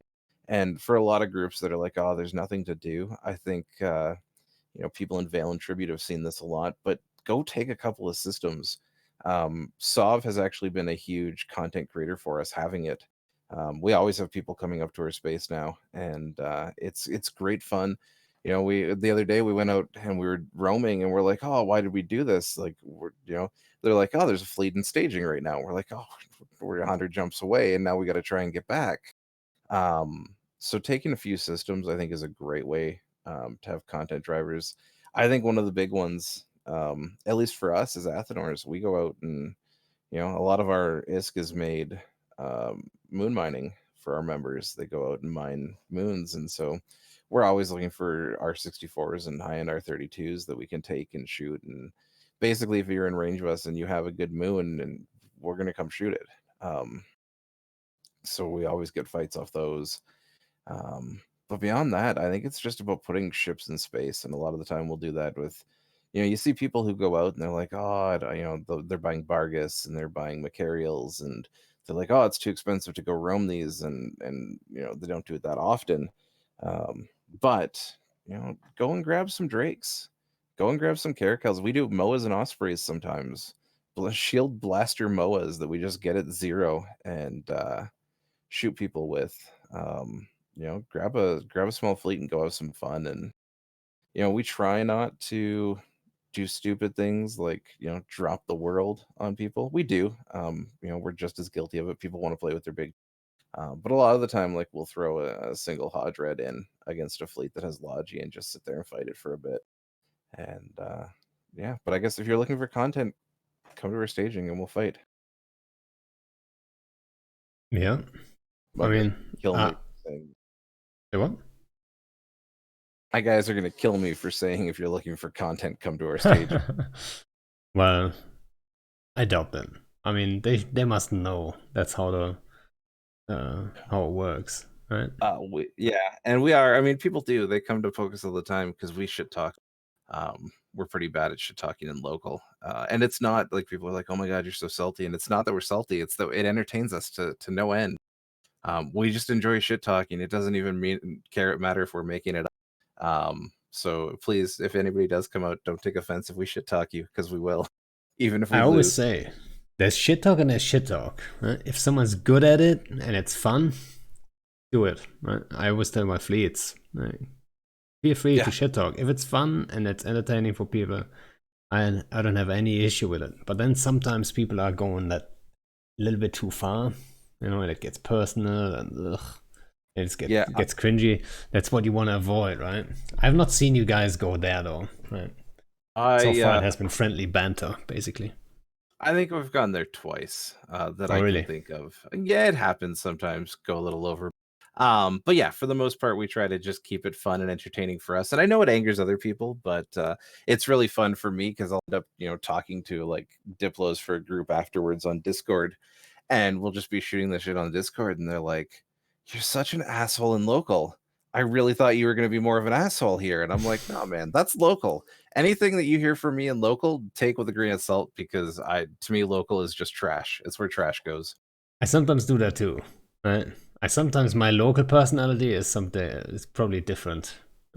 If someone I just put in some shit and just hit enter, I don't care. Right? It's like, bring it on. Sometimes the funniest stuff happens out of that, right? Oh, definitely. Yeah. All right, so we're approaching the 2-hour mark, which is usually what I aim for. If anyone in chat has any questions, bring it up, or any like stories you want them to tell, because I think there's a couple pine cones here. But other than that, what I have on the list too is obviously the frigate escape bay. I'm not sure if you got any idea about it, but what I wanted to ask is, what's in the Ravens? Right? What's in the Ravens? You know what? Nothing yet, and that has been the most popular topic of conversation for the last month. Do we put Griffins in? Do we put no, please, no Griffins. Do we put mollusks in? We've been toying with that idea. We don't have an answer yet, but I can tell you that we have invested dozens of hours into discussing You what know we should what? put in the ravens. You know what? If I can give you a suggestion, Yeah, let people put in whatever they want to put in. It's way that is more fun. always. You know what's going to happen though is everyone's going to put in like cargo expanded Atrons to loot the field. That's what's going to happen. No, that's not what. That's gonna be that. There's gonna be the one guy, maybe two guys, but out of 10 ravens, there's gonna be maybe one or two. But then 8 guys have like a unique take on it. One guy is in a damp maulers. Another guy might bring a tackler. Another guy might bring whatever, right? Like a griffin. Please don't bring griffins, please. Right? Yeah. That's another thing we fit up on mass. They're great for node wars. But yeah, no, we're still debating it. I kind of like the idea of Logi frigates, but just because, one of the places where we did in that fight, especially in EC Pater, we saw the weakness of that many people in that many fleets shooting at us. We definitely had to swap targets a lot with the faxes. And so even a few Logi frigates as Ravens were dying to help and try and keep shit up a little bit. Would have been nice to take at least a little, but yeah, we're still discussing it. We don't know. In chats, when I meet Darius first time, or when I met Darius the first time in game, we tried to fight for 10 minutes, then joined up to ransom a moon and stole a tower. Good times.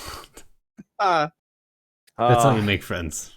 Done a lot of made a lot of friends that way, had a lot of fun with people that way. Eve is great. I love the Eve community. I love the members of Eve. Everyone who plays this game is for the most part not an ass. Most of the time, I love hanging out with people playing this game. I still think that Asteros are a solid pot saving ship if you're trying to get your pot on. I would agree, actually. I think That's actually a really good one. I like that idea. They're all around really strong. You can probe with them easy peasy. Like if you're trapped in a wormhole, might just happen. Boom, you've got an Astero. They're fast. They're quite tanky. They have some DPS with drones. They have a good slot layout. They're not too expensive. I would agree. Yeah, Asteros might be a good all-round choice. I like that one. That's a good suggestion. Tristan for drone swarm. Yeah. If you want to go cheap, yeah. But other than that, Asteros get it done too. Tristans are already our Entosis ship. Maybe we'll all just put Entosis Tristans, and when a Raven dies, they can warp off and toast them. So nobody wants to kill your Ravens because you then entoast their space. Exactly. Alright. And then what else? So I have the loyalty to low-sec on my list, actually. It's quite sexy with the 2 AU warp speed for bigger ships. That might not, but you're not doing much in low-sec anyway, right?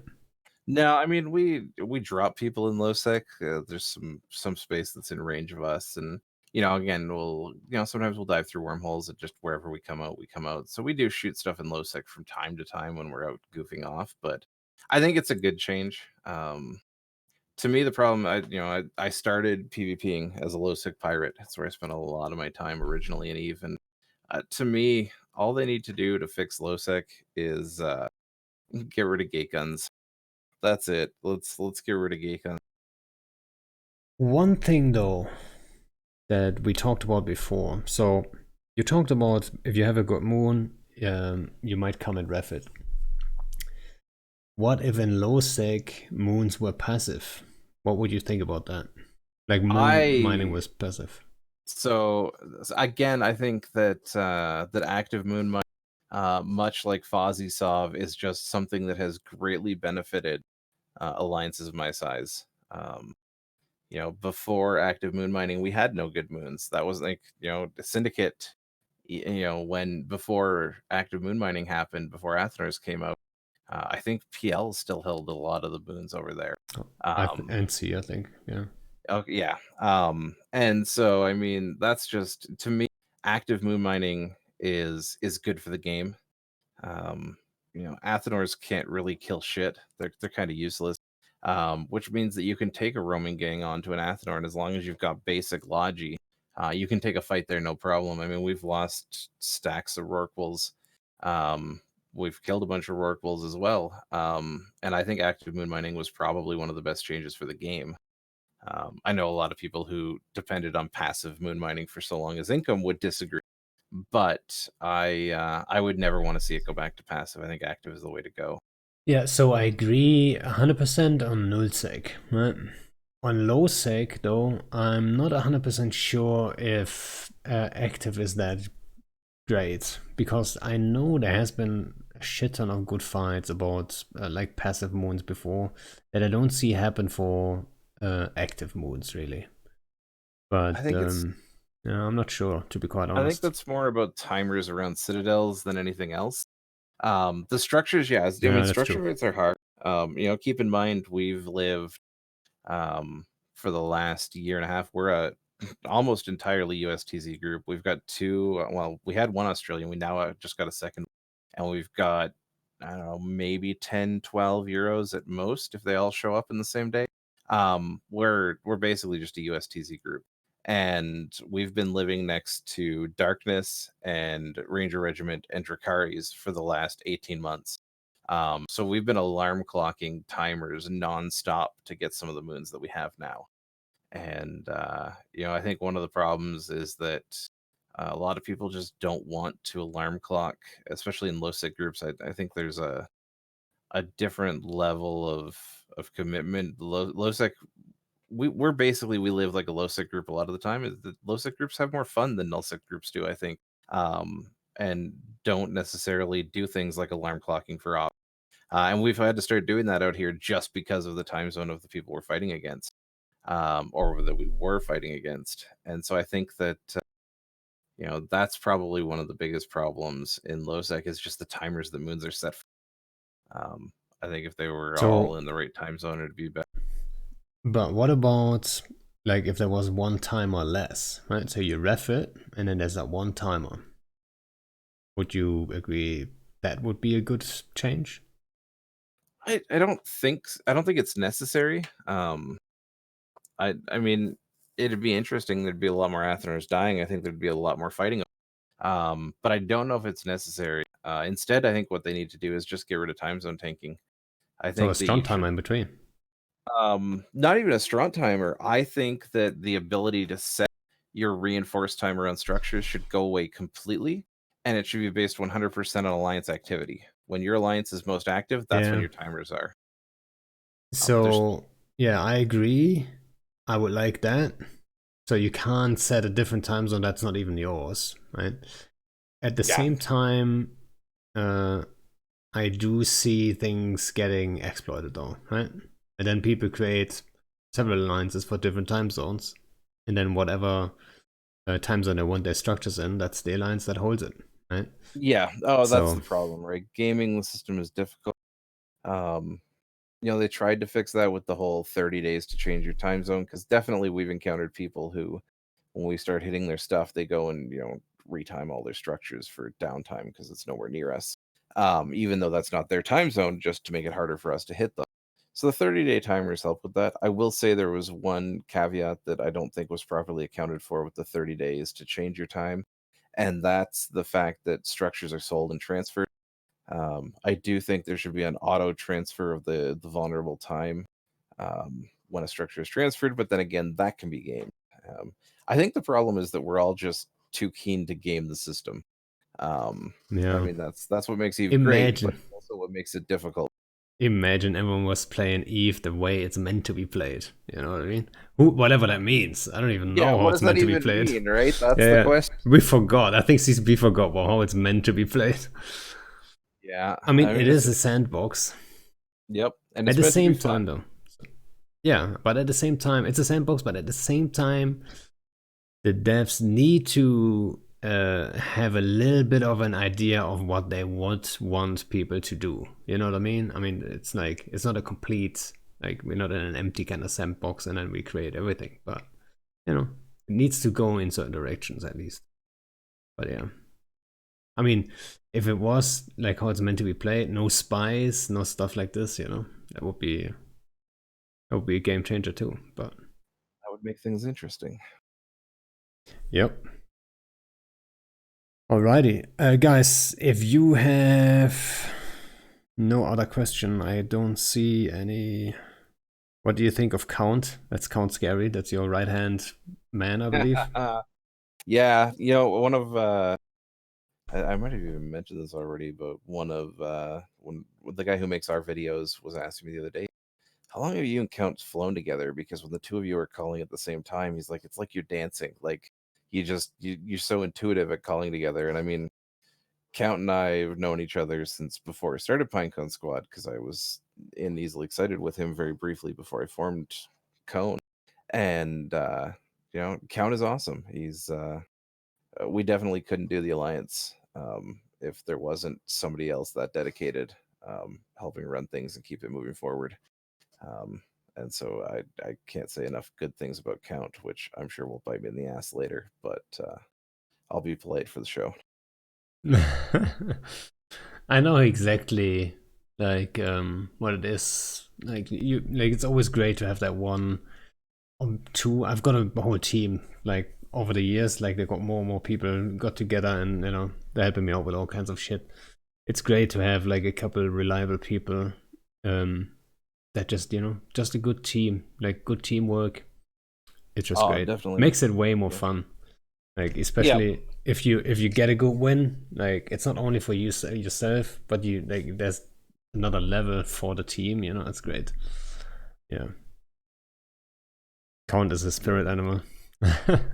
Yeah. I mean, it's one of the things I like, one of the reasons why I don't want us to get too big is just um is that we're very much a family. Like I have, two of our guys just had kids recently. So, a bunch of us shipped gifts to them, and um, we we're all sort of banding together for other games when we're not playing Eve. We're always hanging out together. It's we have a cool support system, basically, just in the friendship that we've built up in UFC, which is really cool, that I don't think we'd have, at least not to the same level, if we were in a bigger block. And lets us do a lot of really cool things. We've got a couple of guys who do all of the moon scanning for us, find us the moons that we want to go after. We've got one guy who does, I'd say, 90% of our indie. He keeps us running. He keeps our market running. It's Every amazing. Alliance has one of those. One of Right. those madmen. I want to give a shout out if anybody's seen our recent videos, our recruitment video with the brisk comment, or the DW attack video. Sandy Frere makes those for us, and Someone he link it. buys footage. Yeah, if anybody's got that to link that's watching, link them. He buys footage, so if you ever fight us and have video footage, reach out to him, and your video footage will probably get included in our That's next a cool video, because system. he's amazing.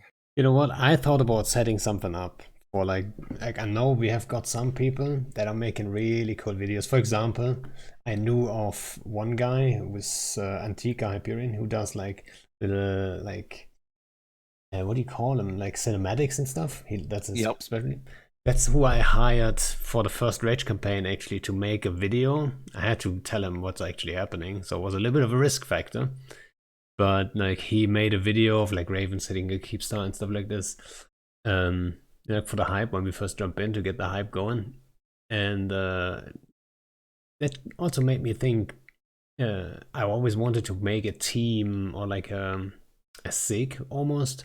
That if people want to help and make cool videos and shit, so you have different camera angles. Because usually, what the problem for like a guy like that is, he's already in fleet. Like hard enough to get good footage while you're also being useful in the fleet, then maybe they take the step away and say, okay, I'm not in the fleet necessarily, I'm just taking the footage because it's for the greater good, which I totally agree with, right? If you want to make a cool video instead, you can probably also say like that one Raven less in fleet, it's probably not the big deal. Yeah. And No, that's true. but then the next problem would be to get a good like you would want like a little bit of an overview of the situation. You want the comms in the footage most likely. Then you want maybe some good cinematic shots and stuff like this. So getting all that done of the same fight, it's not easy. It's very hard. So the idea would be to have like several people and then divide it into jobs. Like one guy is the cinematic guy, another guy is the like overview kind of guy. Like so he has like a good like view of the entire battlefield, and then maybe another guy is like, I don't know, special dude 123 who's doing whatever shots people want to Yeah. see. So, and I No, thought that's that's a cool idea. have you watched the I don't know who the guy from PanFam is that did the video, but have you seen the EC Pater video that he put out? No. He's got some really awesome cinematics and did an absolutely amazing job. That's a really cool one to watch. I'm sure that somebody's probably linking it somewhere right now. I know it got linked in our Discord about a dozen times. But it's a really, he did an amazing job with cinematics, whoever it was from PanFam that did that video. It was great. There's some really good creative people here in the game that are just waiting to do cool video shit. Yep. You know, I actually talked about that with, like years ago, I talked about that with CCP Kako actually. That if it was only possible that you could have like a demo player, right? Like you would have in CS in the back in the days, you could play the demo of a game and you'd see the entire game, but you can switch position and you can have every camera angle you can dream of and all that stuff. You can play it back and forth and double the speed and all that stuff, right? If only that was a thing for EVE. Imagine the amount of good videos that would come out of EVE suddenly. It would explode. It would be so awesome. But I think at the time, I forgot what exactly she said, but it's just they would have to lay open so much code and stuff that would just give them such a headache and it would cause so many problems that they can't really do it.